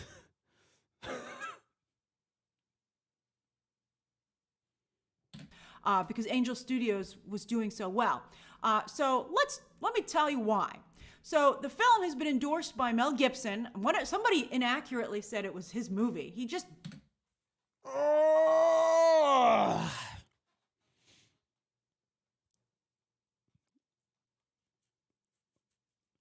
Oh my God. Backed it up. And the reason is because it stars his Jesus, Jim Caviezel, so that connection was there. And Jim Caviezel, for those of you who might not be aware, has come out in favor of several right-wing conspiracies. Let's say it that way. So many of you over the past couple of days have been like, why aren't you covering Sound of Freedom? Why isn't Sound of Freedom getting more coverage in the press overall? And it's very conspiracy theory-like. It's not complicated. It's because of its relationship to right-wing conspiracies. That's the whole reason that it isn't getting any traction. Sound of Freedom.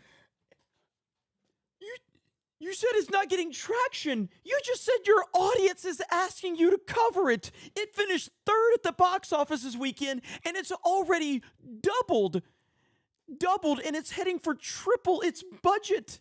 And you said it's not getting traction. Oh my God. What the fuck planet are we living on right now? What planet are we living on right now? This is amazing. Freedom is uncomfortably close to several right-wing conspiracies and the associated groups. And the movie has been politicized by the far right, not only with accusatory statements of, oh, this isn't why it's getting coverage because it's some kind of conspiracy theory. Just people don't want to be anywhere near that. And then also religious groups and far-right organizations have been buying up a large number of the tickets, not just to give out for free, because they care about the film, they want to spread the message, et cetera, but clearly to also bump up that box office. So that's actually not a legitimate box. I mean, it is legitimate in that amount of money was made, but it didn't sell that number of tickets. It didn't entice that number of people to do it. It's so funny because the group that supports Sound of Freedom will accuse other studios of doing that, whereas they do not. They don't do that. But here, that was actually what was done. Oh, really? Oh, really, Grace? Oh, really? Oh, really? Oh, really? Oh, really, Grace? So no one else has, that's never been done? That's never been done, Grace? Are you sure about that, Grace? Really, Grace? Really? Nobody's ever done that before, right? In the history of Hollywood, we've never had any movements like that before. No. This is the first time that anybody has ever had an organized effort to buy films to send people to movies or to elevate the box office. We've never seen that before, ever. Oh my God. This is incredible. Oh, we're going back to Grace. This is too damn good. This is too damn good. 2,000 dislikes right now, by the way. 2,000 dislikes. So that's not great. I mean, 40.2 million is an impressive amount of money. And that's since it's only number 3 this weekend, but it opened on July 4th, and it did very well, particularly on that opening day. So no matter where that money came from, the exhibitors are happy to take it. They don't care how many people are actually in the theater. They just care about the amount of money that was, the money that they get because of the tickets sold. And as you can see, that also has an effect on the box office. That number, because of the way it was handled, people did go see the movie. But, I think that box office number is also, I would say that's a mix of ticket sales and also donations is a good way to put it. Now, we've discussed many times now, particularly in the last year or so, that conservative content is becoming quite popular, driven not just by white audiences, but also by a number of Latinos. We were just also talking about their box office muscle, and a lot of Latinos are conservative, as the United States is discovering through elections as well. So now you're seeing it in elections, and now you're starting to see it in entertainment. And conservative and religious audiences also tend to be a bit older, as was the audience for Sound of Freedom. And that also is consistent with a lot of regular, will consistently go to the polls voters, which is why the left and left-leaning groups are trying to compel younger voters to get out there because it makes a difference. There are these divides, and you're starting to see it reflected in audiences, which is fascinating. Now, Yellowstone is the most successful conservative content to date because it has everything. Conservative support, Dutton, the family name on the show, has become a popular first name for babies, both boys and girls, over the past few years. But it also has Hollywood support, big name actors, big studios behind it. And that's partially because of, the success of the show. But when it first started, Taylor Sheridan already had an established career in Hollywood, which gave him legitimacy, which is probably how he got the big names and big companies to give him a look in the first place, and why they still feel comfortable with the show. No conspiracies anywhere near Yellowstone. It's more about values and culture and stuff like that. What's the conspiracy in Sound of Freedom? Grace, please tell me what the conspiracy in Sound of Freedom is. Please, for the love of humanity, for the love of God, please tell me what the conspiracy is in Sound of Freedom. You are a liar. You are a terrible person. Oh my goodness gracious, this is insane. This is insanity. She is going to spend, so she spent from 2 minutes 37 seconds to, it looks like 11. So she spent 9 minutes on a film that doesn't matter, apparently. Like that. So Big difference, huge, huge difference. And so companies feel comfortable associating themselves with the Yellowstone brand. And Angel Studios is doing business with the CW. However, I wonder how the CW feels about their decision to release Sound of Freedom. I know that the studios and pretty much every major organization does not want to get, and you might be like, well, what about things on the far left? Well, there aren't as many, can't even think of any far left conspiracies, to be honest with you.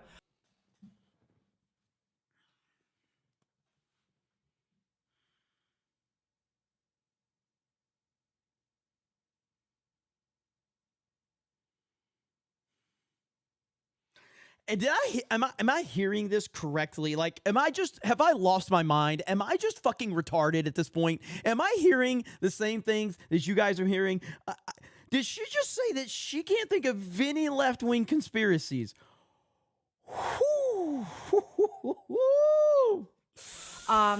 So, and I'm sure some of you will have some down below, but, I think that's... She's already dismissing being fact-checked by her audience.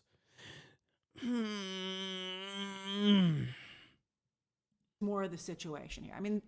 So it's the conspiracy thing. And I wonder if releasing Sound of Freedom could potentially hurt Angel Studios going forward and the companies that are willing to do business with them. Just when they were on the verge of themselves of legitimacy. That deal with CW, I cannot overemphasize the importance and the historic nature of it. That means Angel Studios was, and maybe still is, on a path to getting into Hollywood, legitimizing themselves, coming very much from the outside. So for those of you that don't know, Grace Randolph is a long time YouTuber in the entertainment movie sphere. She used to work for Marvel. She's been memed on a lot. Grace Randolph has had some of the worst takes of all time. Incredible takes. Incredibly bad takes. The fact that she's now having her worst take ever right here on this topic, on this movie, is amazing. This is amazing. This is amazing. That is amazing. But money talks. Hey, there she goes. Hollywood loves money more than anything else, just like any business does. Just like how do you send a message? Through money. So Tyler Perry came from the outside, very much from the outside, but managed to build himself an... Zeke, did she work for Next News Network? No, she didn't. Did she? I can't... There's no way she worked for Next News Network. There's no way. I would have to look that up. Empire. Dude just bought BET. That's how big he is. And I see no reason that a conservative and or religious filmmaker couldn't build a similar empire. And maybe that could have, or is, maybe still is, Angel Studios. But the right-wing conspiracies are going to make Hollywood very nervous. And in addition to making Hollywood nervous, a lot of the right-wing conspiracies vilify Hollywood itself. So of course they want nothing to do with those conspiracies and those who put them forward, because they're saying those horrible things about Hollywood directly. So how do you expect to do business with the very people that you're trying to tear down? So that's important. So nobody in Hollywood is going to give Sound of Freedom its flowers. By the way, I 100% got to apologize to our boy Warren Smith. He dropped 20 gifted memberships over on Kick earlier. I didn't see it. Because, and I just want you guys to see why.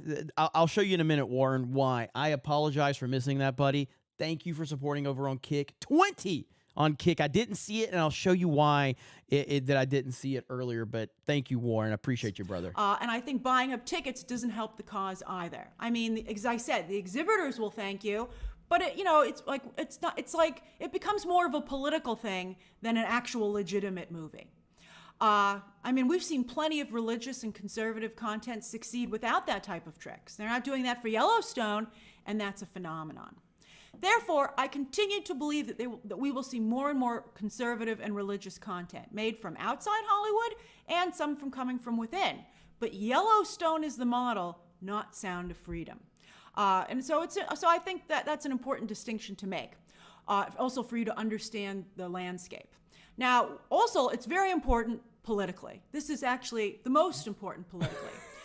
There is a big presidential election coming up, of course, as everyone knows, and far-right groups are formidable in size, the money. So there's no far left groups, guys, only far right. There's no far left groups, only far right. Just understand, according to Grace Randolph, political extraordinaire, there's no such thing as a left-wing conspiracy theory, only right-wing. And there's no far left groups that they have at their disposal, and aggressiveness. Here you have far-right groups basically gaming the box office to make a point, and they were able to do it successfully. Sound of Freedom is number 3. There it is in black and white, and that's the truth of it. So I mean, it might have a bunch of asterisks next to it, but it got to number 3.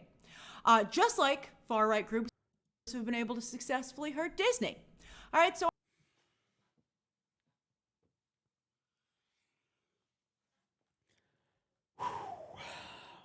Wow.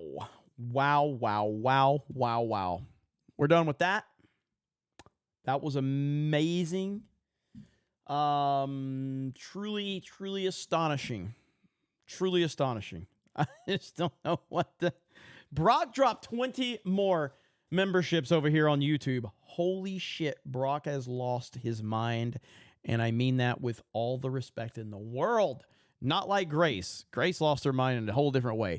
Let me show you why I missed the Kick subscription. So this is the all this has been like from the previous stream. So like all of this right here, like Warren Smith right here. This so you've got Pat Jack dropped the 1, and then Warren dropped the 20. But I thought that was the previous 20 that Warren dropped from the last stream.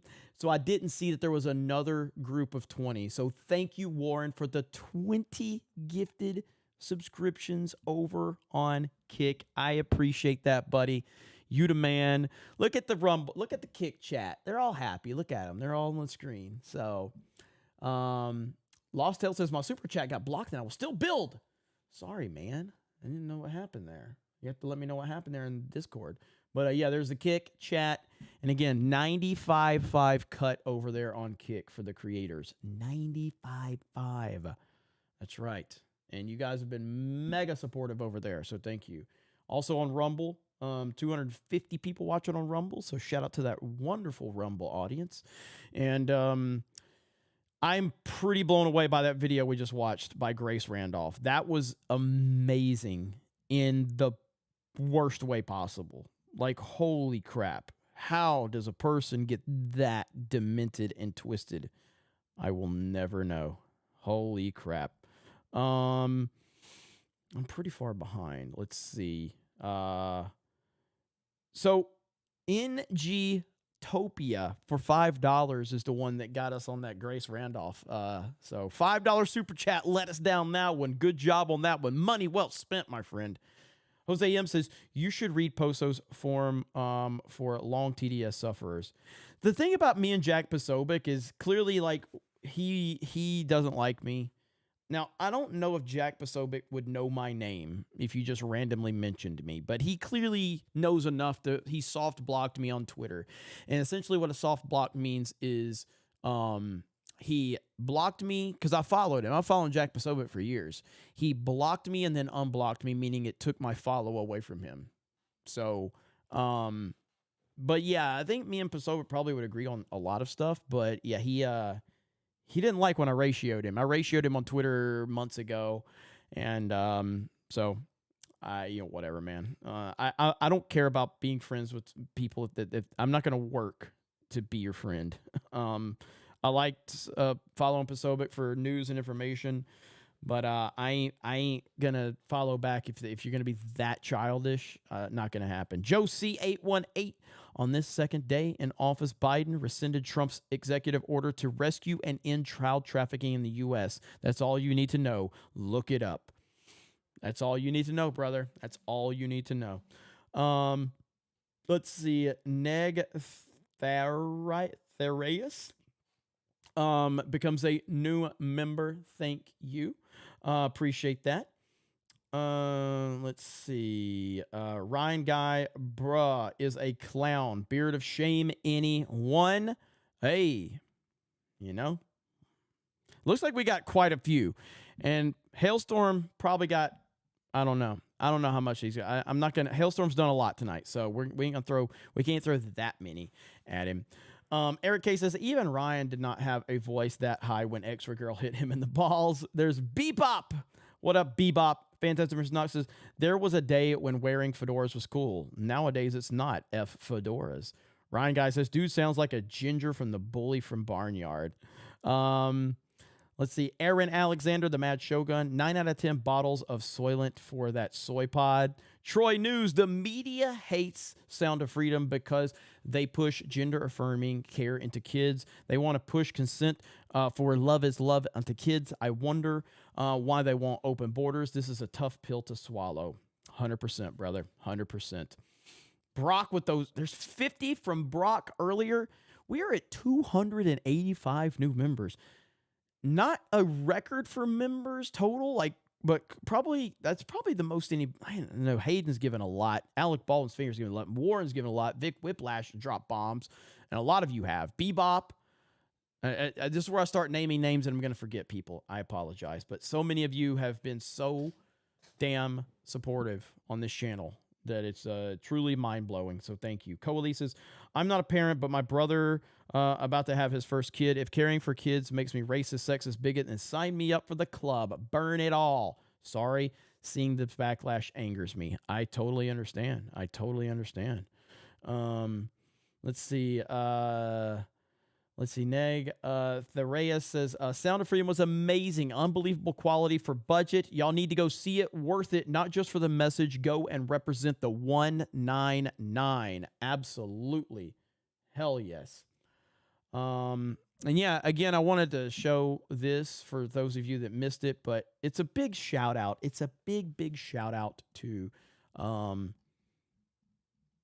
Donnie Danko.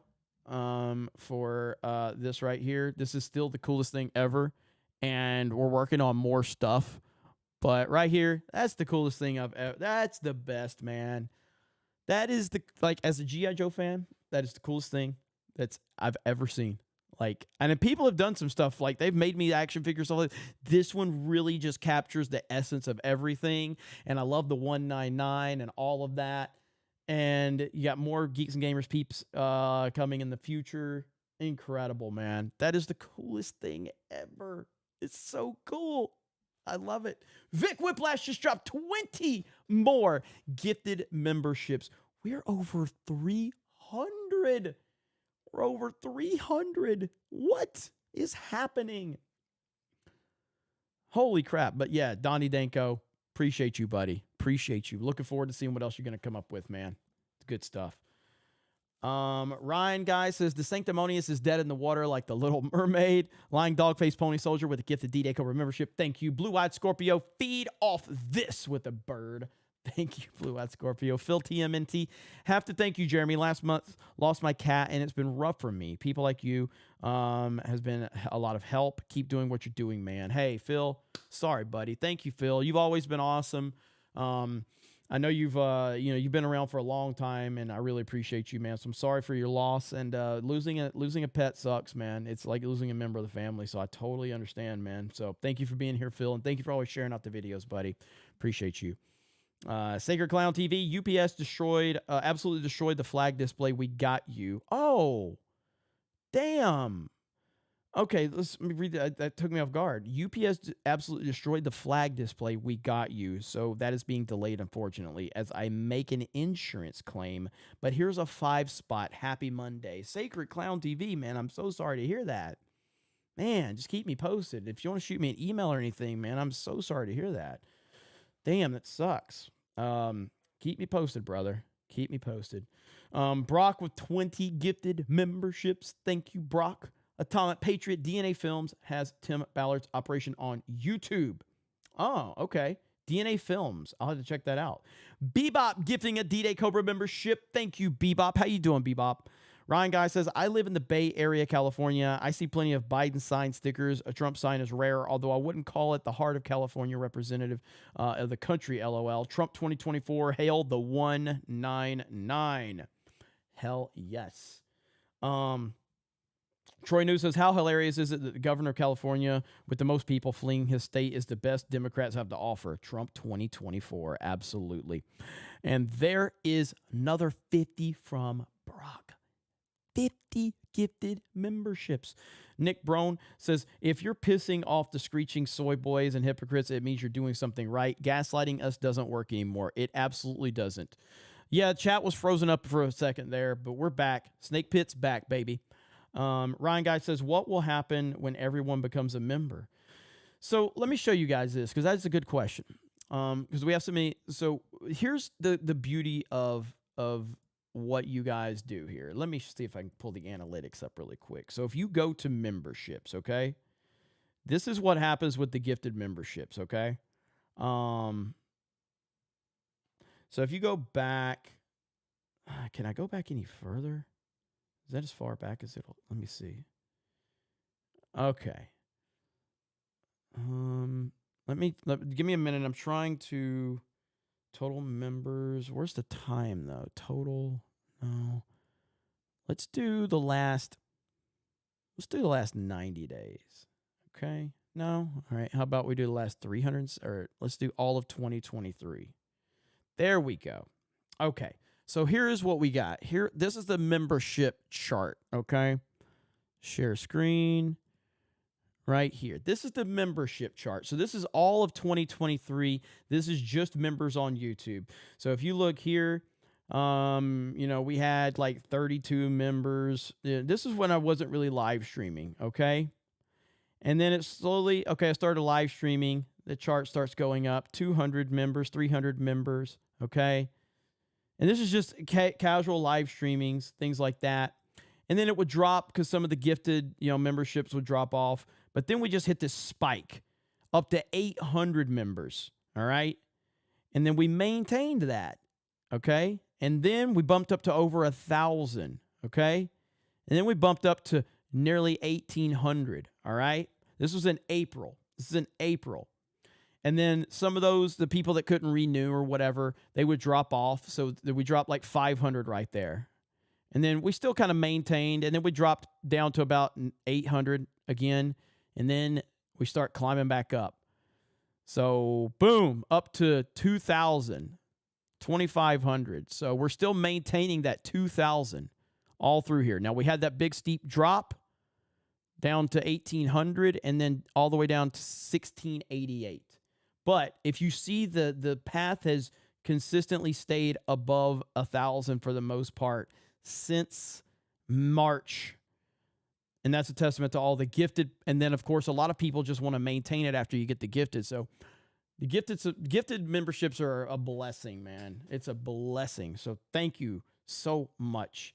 And again, that's just to be transparent. Again, I work for you guys, and I like to be transparent with you guys to see like what we're doing and how things are operating. So I really do appreciate it. Transparency is the key with your audience. Be transparent with them. Treat them with respect. Give your honest opinions. Don't bullshit them, and they'll take care of you. That's the path to being successful on YouTube. Just treat your audience with fucking respect. It ain't that hard. It don't mean you got to kiss their ass. It don't mean you just got to tell them what they want to hear. Give them your honest opinions. Talk to them. Don't talk down to them. Don't talk at them. Talk to them. Listen. Have some conversations. Acknowledge that they're there. And understand that they are the important part of the show. Why can't they renew? Well, I'm just saying some people can't renew. So like if you say Brock's dropped like 250 gifted memberships tonight, probably at least 200. So of those 200, some of those people are going to renew, and then some of them financially can't, and then some of them just probably are like, "Fuck Jeremy, I don't want to fucking give him money." So there's people there's a wide range of people when you have that many people involved, but overall, it's been a massive net positive. So. Really appreciate you guys. Based Ewok, member message. Thank you. Brock is a pimp, says Basty Walk. The Price is Right review. What's up, Price is Right review? What's up, Jeremy? Been a while. Never stop being awesome. I don't know if you've seen the recent trend going around. Seems people are AMC and Regal theaters nationwide making it hard to see Sound of Freedom. Really? I have not seen that. But it's good to see you, Price is Right review. Jared the American, did you see Alex Stein wanted to get Biden shill Harry Sisson on his show and Soy Harry was upset? Check Discord. Oh my God. That's funny. The Price is Right review says, sorry people are sabotaging theaters, making it hard for Sound of Freedom. It seems the film is a huge thorn in the leftist narrative. It 100% is. It 100% is. Fantastic Mr. Knox, naked yoga is can't talk about elections on YouTube, though. Yeah, exactly. Hazel Eyes, here's some ticket money, 199. Thank you, Hazel Eyes. There's Brock dropping 20 more. Ryan Guy, BTFO Maps. Hell yes. There's Vic Whiplash with that $20 super chat. Larry, member message. I'm in hospitality industry. We train every year to spot human trafficking in our hotels. Happy to hear that. Keck Lord Gray says Corvette Summer sucked, Hamill. And there's Brock's 50 gifted memberships. Bethesda's Lord Master saw Sound of Freedom tonight, and it was unpleasant but important to watch. Media bought by elites trying to stifle awareness on this subject to cover their tracks. Sad but true. Ryan Guy says Mark Hamill mirrors Anakin Skywalker, fall to the dark side like father, like son. There's Sacred Clown, 5 gifted memberships. Thank you. The Price Right review. Sub Jeremy, if you haven't seen it yet, check out the apparent recent trend nationwide of people sabotaging AFC. Oh yeah. Did I just read that one? Theaters and overheated theaters making it hard to buy tickets. I'm gonna look into that. Elsa Barrett for 10. Mark Hamill is with Jack. But would he help his friend Jack off his horse? Thank you. There's GJJ's $100 super chat. Brock's 20 gifted memberships. Lean back, have a snack, take a nap. 5 gifted memberships. Kevin Cron, the Sound of Freedom ticket. Thank you. There's Fantastic Mr. Knox with a 50. B Mott becomes a new member. Oh, Noculus with a 50. Sophie says, I got that one too. The Lovely Bones comment. J Rock, Jeremy introduced the chat to the divine feat of Brie Larson. Make Ryan proud. We've maintained 1,500 people tonight. If I show Brie Larson's feet, we're going to drop down to like 600 viewers. We're going to drop to like 600 viewers. I am not going to do my audience like that. J-Rock, you've done that to us before, J-Rock. You want to subscribe, you go to RK Outpost, you're going to see Brie Larson feet. I got to protect the audience here. Christian Rocker, worst family, Biden or Bush?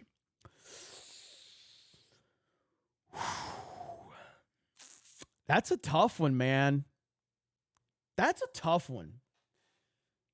All right, we're gonna see what the chat says. Worst family, Biden or Bush family? That's a tough one, man. I'm interested to know how the chat's going to respond to this one. I don't know if I can call it. I don't know if I can call this one. Like, they're equally horrible.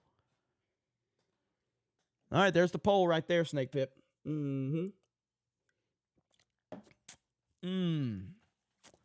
It's tough. I mean, when you think about like the Bush family and the war and everything and the wars that they've started, I mean, but then you look at the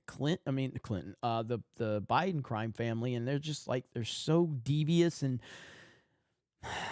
I will say the Biden crime family arrested a former president and the front runner for the nomination for the Republican Party. So I just think they're both bad, man. They're both so bad. This is a great question, Christian. It's a great question. There's GJJ. Let's see. You gets this much data. Yours needs to be bigger. Oh, talking about the node. And there's Alec Baldwin's finger talking about the node. And there's Brock with the 20. And there's Elaine. From what I learned as playing as an engineer in TF2, I would say hit it with a wrench. Keckler Gray, just a small. My 12-year retirement anniversary. Hope the best for you all. Hey, thanks, Kecklord. I hope you're doing well, buddy. Welcome to Eric K. Welcome to Giesinger's house and our fearless leader, Jeremy Koresh. Swords and Starships for $2. Thank you. 199. Swords and Starships for 10, aka Captain Garrett. Sound of Freedom is brilliant. I covered it on my live stream. I'm at 1,200 subs. Advice for how I can grow my live stream audience and chat. So it really just comes down to, like I just said it about 10 minutes ago, but I'll just kind of reiterate those points. But you have to appreciate your audience and respect your audience, acknowledge them, and there is no set way in certain respects. So like I was watching the Fresh and Fit podcast the other day, and while they do a great job, they had Nick Fuentes on. It was a fantastic episode. And they do a great job, and they don't interact with their audience as much as like me, but they do acknowledge the audience, you know what I mean? But they have they have these discussions and they focus on the discussions, and CobraCast may evolve into that at some point in time. I'm not going to always be able to read every super chat. I mean, in terms of like at least live during the show, as we evolve this show into more of a discussion and having guests on and stuff like that. But I will always make sure that I let the audience know that they're there. I see you, I appreciate you, and the audience is its own part of the show, and that's the way I like it. And again, I've been told this by people that are pretty prominent in the industry, and they're like, we love your chat, man, your chat, like how can we make our chat like that? I'm like, I mean, you got to acknowledge them, you know what I mean? They got to have a connection with you as the creator. And so like Salty Cracker, he's done, I feel like Salty has a next level chat, you know what I mean? Because Salty is awesome. And it looks like our chat's frozen up again, by the way.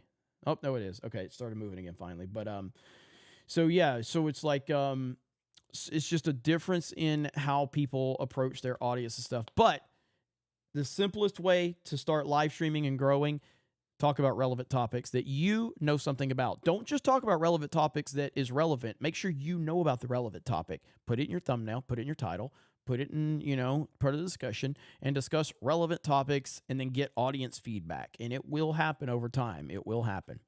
So, but congrats, man. Sarah Barra 45 for $19.99. Can you play the beginning of this video of Jesse Lee Peterson? He's one of my faves. He loves Donald Trump. Trump 2024. Can't add the link. Just search Jesse Lee Peterson. Richard Richer. Let's see. I can look at that. Hang on just a minute. Let me copy. See if somebody can find that one for me. Right there. It's in the private chat, guys. Check that out for me. Thank you, Sarah. Ryan, guys, says, is Grace Randolph this irritating on purpose? I don't think it's on purpose. Darth Racer says, no, it's being politicized by the left. Grace is just a self-projecting, as all leftists do. 100%.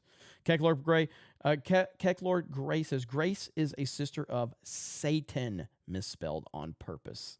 Johnny's with the clown emojis. Neg says, Grace is full of BS. My showing was full one weekend. 100%. SBZ, $40 million in tickets sold. That's a lot of old people. 100%. Fantastic Mr. Knox, double beer to shame. She deserves one too. We'll see if Hailstorm had time.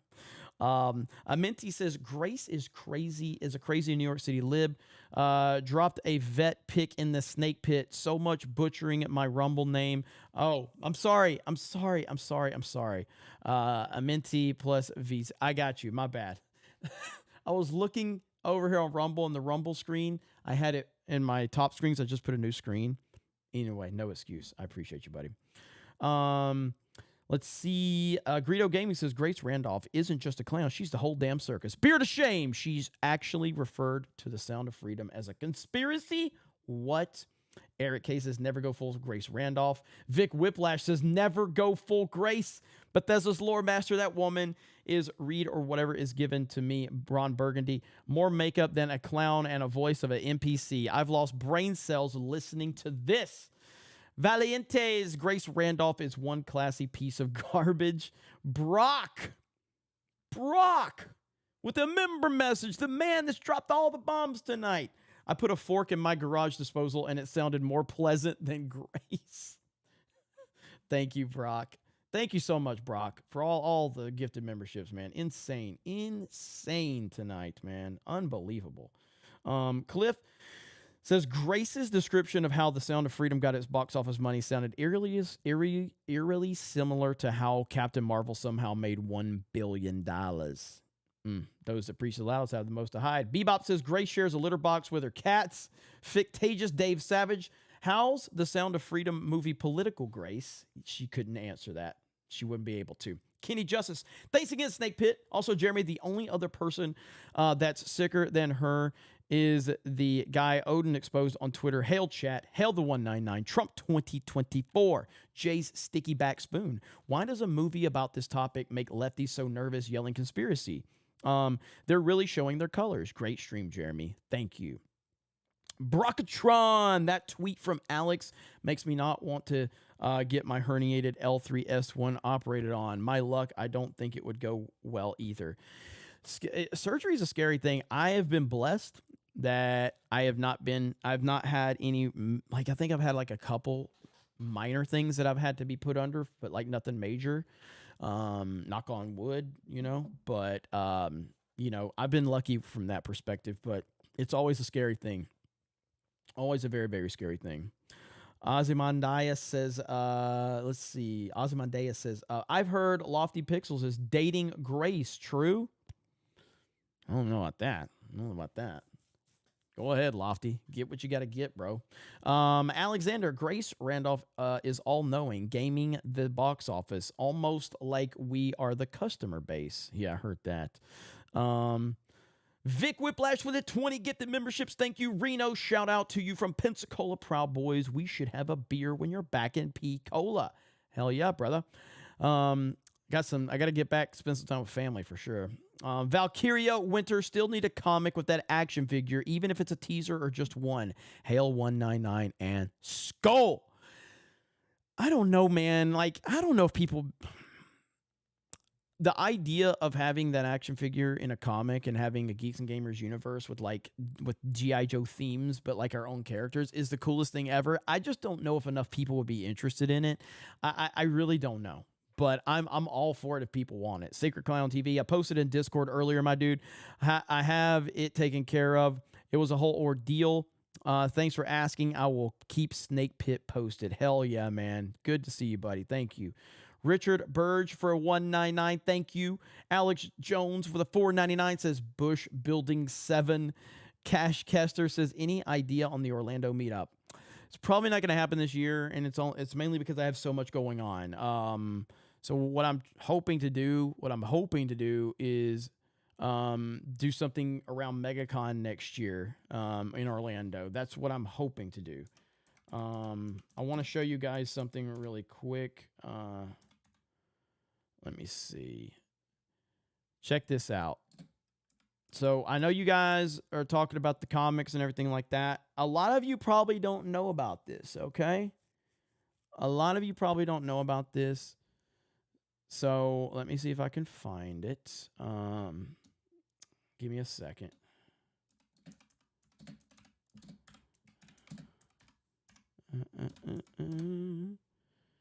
All right. A lot of you probably don't know about this, but it's a thing. It's a thing.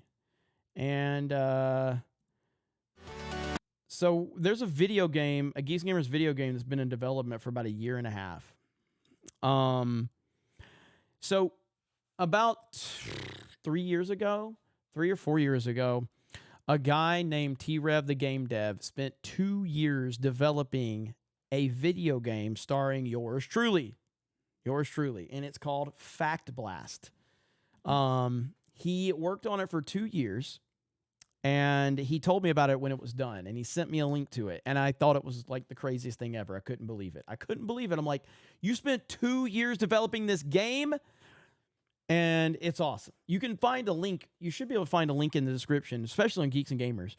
But I brought T-Rev on to the team, and I'm like, I want to help develop something else because I think we could do cool stuff in the future. So we have another game that's been in development for a while now, and it's called Cancel Catastrophe. Here we go.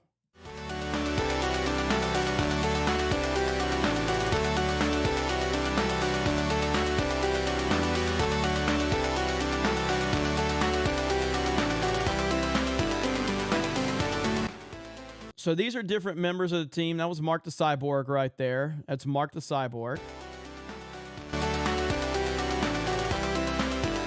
That's Lethal, I think, right there. Lethal Lightning. Ivan Ortega. Uche, the late Uche Waneri. Drunk 3PO.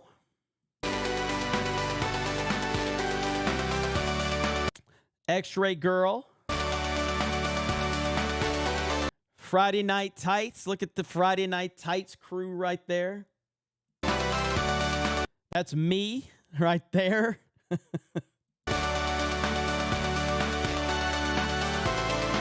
Krista Nova right there. There's Ryan Kennel dropping the truth bomb with the LeBron James NPC and a bag of money from China.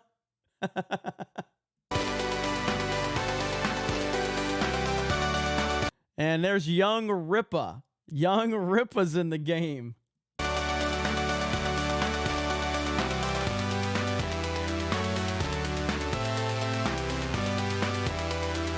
And there it is. So that is something we have been working on for, I feel like a year and a half. These guys have been working their ass off. And here's the thing, man. Here's the thing. There's like 4 guys that's been working on this for a year and a half. Okay? A year and a half. The reality of it is, probably not going to charge a dime for the game. It's passion. It's passion. The discussion of like, could we charge maybe 99 cents or something like that? That's been something we discussed, like charge $1. But like, the guys just really want people to play it. You know what I mean? And so we like to give back. And I don't ever want to nickel and dime anybody for anything. If you choose to want to give me money, then I'm all for that. But I don't like charging a lot of stuff. I mean, eventually, charging will happen on certain stuff. But yeah, we're not really going to try to... A year and a half, man, and we're going to do this like for free. You know what I mean? 199 would be a good one, Al Bundy. We should do a 199. That's part we will accept donations. As a matter of fact, people have talked to me about this too. And again, I never want to, like, I'll grift in a playful way. I will never demand a dime from anybody. But, like, people have said, like, oh, my God, are you fucking kidding me? Here we go. Here we go. Are we back? Are we back? Are we here? Just waiting to see. Are we here? Spectrum enters the chat. Spectrum enters the chat, of course. Of course. Jesus Christ. Again. Are we back or not? Trying to see if we're back up and running. We're back?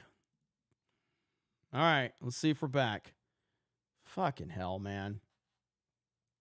I guarantee you, if and when we do, get another place, we won't ever run into. I'm moving where there's fiber. Damn it, moving somewhere there's fiber.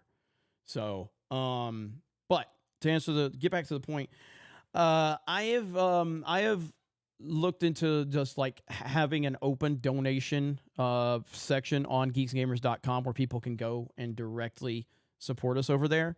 So, that is something I'm discussing, and again, many of you have asked about that, so I'm considering that.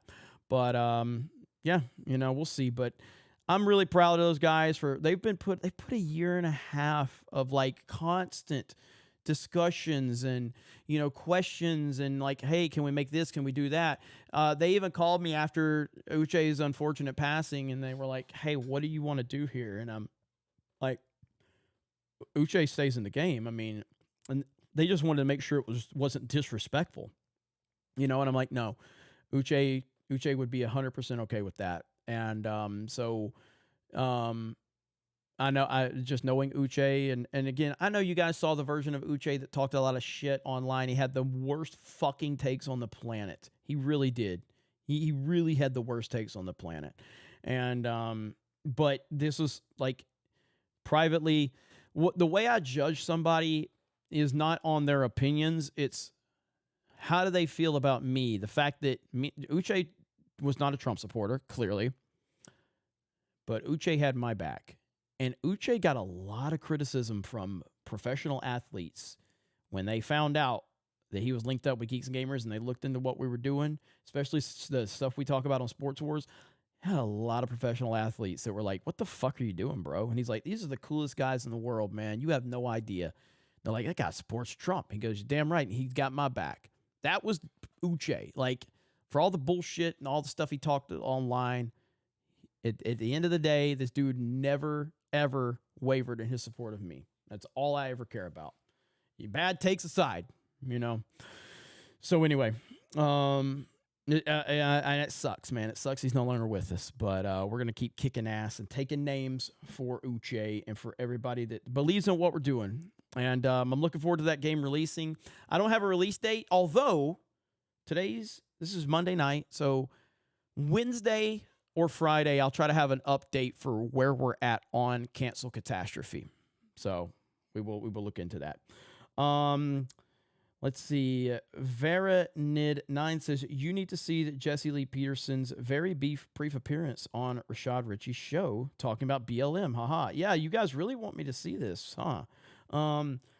Rab Nab says, I voted for the Bush family in the poll because of the Prescott Bush working for Reich Banks and how I feel Bush helped Biden rise to power via Obama. And David Phillips for $2. Thank you. All right, let's see.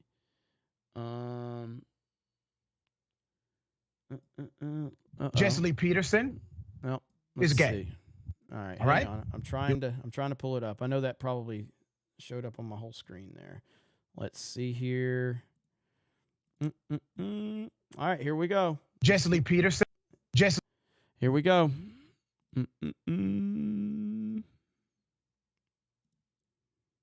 Lee Peterson is gay. All right. He was on the show. He started to bash members of the LGBTQ community in the bullpen, and I kicked him off the program. Now, multiple individuals that he has sexual relationships with, they did a full interview. I don't even know much about this guy. I don't know much about this Jesse Lee Peterson guy. So I have no idea. So about their encounters with him over many years and the involvement that he has had with many men during his tenure as the head of Bond, which is an organization dedicated, according to preacher Jesse Lee Peterson, an organization that is supposed to rebuild men. Now remember, there is no issue with Jesse Lee Peterson being gay, in my opinion, whatsoever. The issue is his hypocrisy. This man has literally made a life and monetized off of bashing members of a community that he's actually a part of. Let me remind you of that interview a few months ago. Here it is. This is probably going to end up being an utter waste of my time having you on the show. What are your thoughts about You Black don't know Lives that. Matter? You may learn something. Well, we'll see, preacher. What is it about Black Lives Matter that you disagree with fundamentally? Black Lives Matter was founded by a bunch of fat, black, radical lesbians. Okay.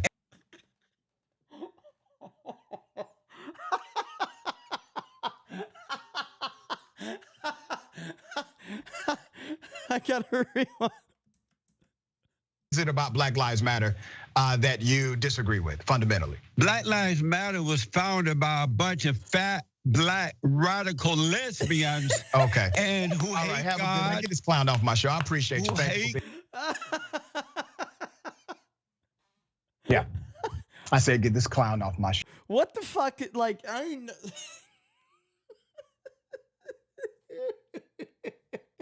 Show. I mean every word of it.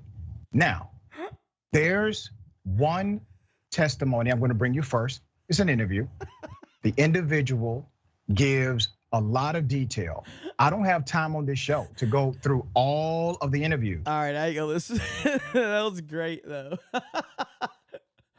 Oh, that was awesome. That was awesome. David Phillips for $20 says nothing. Says nothing.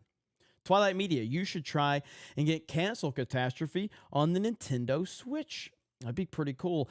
So the thing with the development of the video game, so the first game, Fact Blast, was really focused on, me battling NPCs and all that stuff. The second game, the evolution has been, let's involve more people from the team instead of just me being the main character. Let's have more people from the team, diversify the gameplay and everything like that. The goal is to eventually get to a point where we make a wholly original game that isn't really based on identity politics or wokeness or whatever, just a genuinely good game. That's what the next step would be for us. And I think a game like that would definitely be more in line with trying to put it on a platform like the Switch or Steam or something like that. That's kind of the goal. You know what I mean? So we'll see how this one does, and I'm looking forward to seeing what the response is to it. But Fact Blast is really good, and again, it's free. You can play it. You can go play it right now.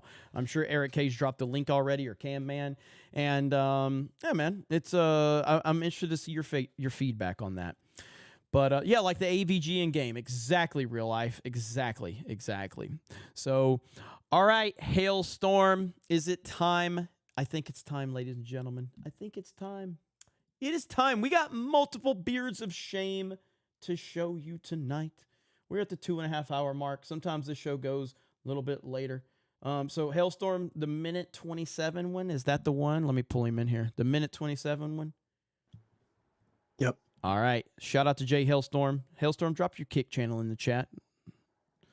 All right. David Phillips dropping the 5 more. Thank you, David. All right, ladies and gentlemen, boys and girls, children of all ages, CobraCast 199 is proud to present to you tonight's Beard of Shame. Yeah, fuck you. Elizabeth. Heartfelt.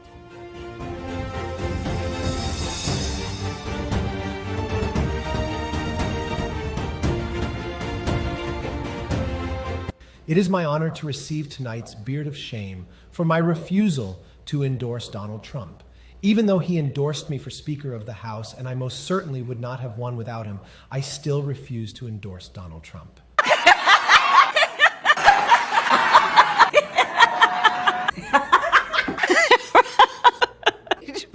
Yeah. No.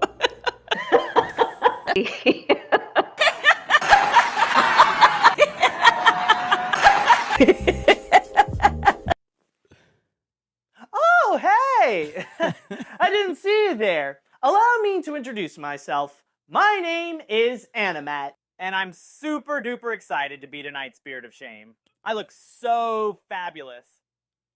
Well, well, well. Well, well, well. Well, well, well. Well, well, well. Well, well, well, well, well. Well, well, well, well, well, well, well. Well, well, well, well, well, well, well. Well, well, well, well, well, well, well. Well, well, well, well, well, well, well. Well, Oh, no. Oh. Oh, no. Oh, no. Oh. I don't even know what to do. I don't even know what to do. What am I supposed to do with that? What am I supposed to do with that? Hailstorm, you did a good job tonight, buddy. Hailstorm, you did a good job. Holy crap. Well. Oh, God, man, her voice. It's awful. Hailstorm, how you doing, buddy? Better now that I have to listen to that 100 times. Ooh, I bet that was rough. Oh. Well, tonight's Beard of Shame. Again, 300 new members. Follow Jay Hailstorm on Kick. We appreciate him. Y'all want it again? Y'all want it again? One more time? All right. God, I don't want to hear that one more time. Let's see here.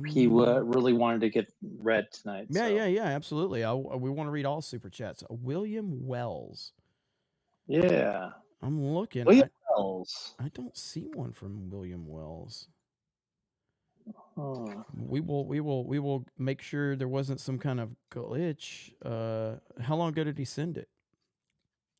It was at least an hour ago.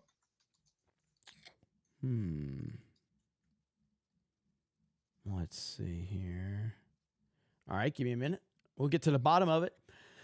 Because here on CobraCast, we like to make sure everybody is happy when it's all said and done. So let's see here. I got David Phillips. I got a 20 from him. Everybody's important here. That's right. That's right. Sarah sent a 1999.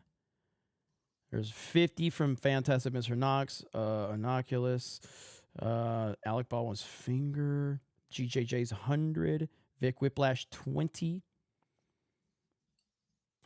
I don't see one, but feel free to tell me. There's Jeff Hill had a 20, but that was earlier.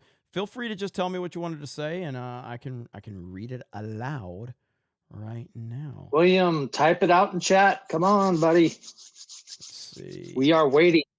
Yeah, I do not see it. It may not have gone through. I have that happen to me a lot on like Jump 3PO stream. So William Wells says I sent it on my phone. Yeah, it didn't go through. If it was a $20 super chat, it didn't go through. Wreck-It Reynolds. I was gonna say Wreck-It Ryan Reynolds. Love CobraCast. Have a good night. John Long last name says it wasn't that important. Hey, it's always important around here. The peeps are always important. Except for the pineapple on pizza bikini, says Sophie. Yeah, I'm doing that as a I'm looking out for the audience. I could never, ever, ever put them through that. Tweed Tone says, amazing stream, Jeremy. Been here since pre-TLJ, and these new live streams are exactly what I've been waiting for from G&G since the OG 100K 24-hour stream. Man, that was a long time ago. 100K 24-hour stream. I was thinking about doing a subathon over on Kick. I don't know. We'll see. William Wells says, I just want you to get the money. Yeah, I hear you, man. I nothing happened on that perspective. But I will take a look and see if I can follow up, man. But I appreciate it. As long as you know I see you and I acknowledge you, man. So Hailstorm says make him do 72 hours. Well, I don't know how many subs we'd have to take for me to go 72 hours, but that would be that. I don't think I could do 72 hours Hailstorm like you. I'm not that crazy. But all right. Well, thank you, William. I will double check that, and then the next CobraCast, Eric will remind me. We'll double check, see if anything went through. But I did not see anything. If it was a 20, I was looking for the specific color. It's a orange color on the back end. Bashy Wash says Jeremy's fake. Why you got to be mean, Bashy? Why you got to be mean? Aerosoft says gaming stream. Not tonight. I'm not going to do a gaming stream. So far, the last 2 super chats got missed. Says Tom McD. Really?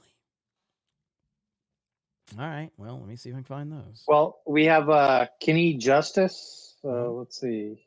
He said, just asking all you guys what you think of the anime Joker and Harley. Sorry if you answered. For that. What was he asking? About the anime Joker and Harley. I haven't even seen that, so I'd have to look into it. Okay, we had a number message from Teresa Young that says she loves to watch. So Teresa Young, thank you, Teresa. Tom McD, I am looking. I don't see. I mean, I'll just show you guys what I'm looking at so you guys can see. So here we go. This is what I'm looking Fantastic at. Mr. Knox said, now Grace is saying whale, whale, whale, whale, whale. So this is the start right here. This is the super chats, okay? So we're going through. I don't see Tom McD and I don't see William Wells. Going through. Always try to make sure everybody feels taken care of, or your money you don't feel your money was wasted or anything like that. I don't see Tom McD anywhere. I haven't gone all the way to the bottom, so Tom McD still might be there. Boom, boom, boom, boom, boom, boom. Yeah, I don't see Tom McDee's anywhere. Or William Wells. I'm zoning in hard. I'm barely able to keep following. If I'm missing it, someone has to tell me. Boom, boom. Taker 610. Grace is a gift from heaven. Think you got that one. I got that one. Yeah. Nothing for Tom McD. There we go. See, at least you guys see that I did go and look. So there we go. All right. So thank you, Eric. I'll bump you backstage now. Appreciate you, buddy. Good work as always, Eric and Jay Hailstorm and everybody here. Thank you. Whether it's Kick, whether it's Rumble, whether it's YouTube, whether it's all of you, thank you again for an amazing CobraCast 199. Thank you for making this possible. 300 new members tonight, which is insane. And I appreciate it. So, you guys have a good night, and I'll see you tomorrow morning for Geeks and Gamers Daily over on the main Geeks and Gamers channel. We'll be talking more about Sound of Freedom and other things going on in the world of entertainment and Hollywood. Have a good night, and we will talk to all of you later. Good night, everyone. Give me a minute. I got to remember I'm on this one now. So, all right, good night, everyone. Bye.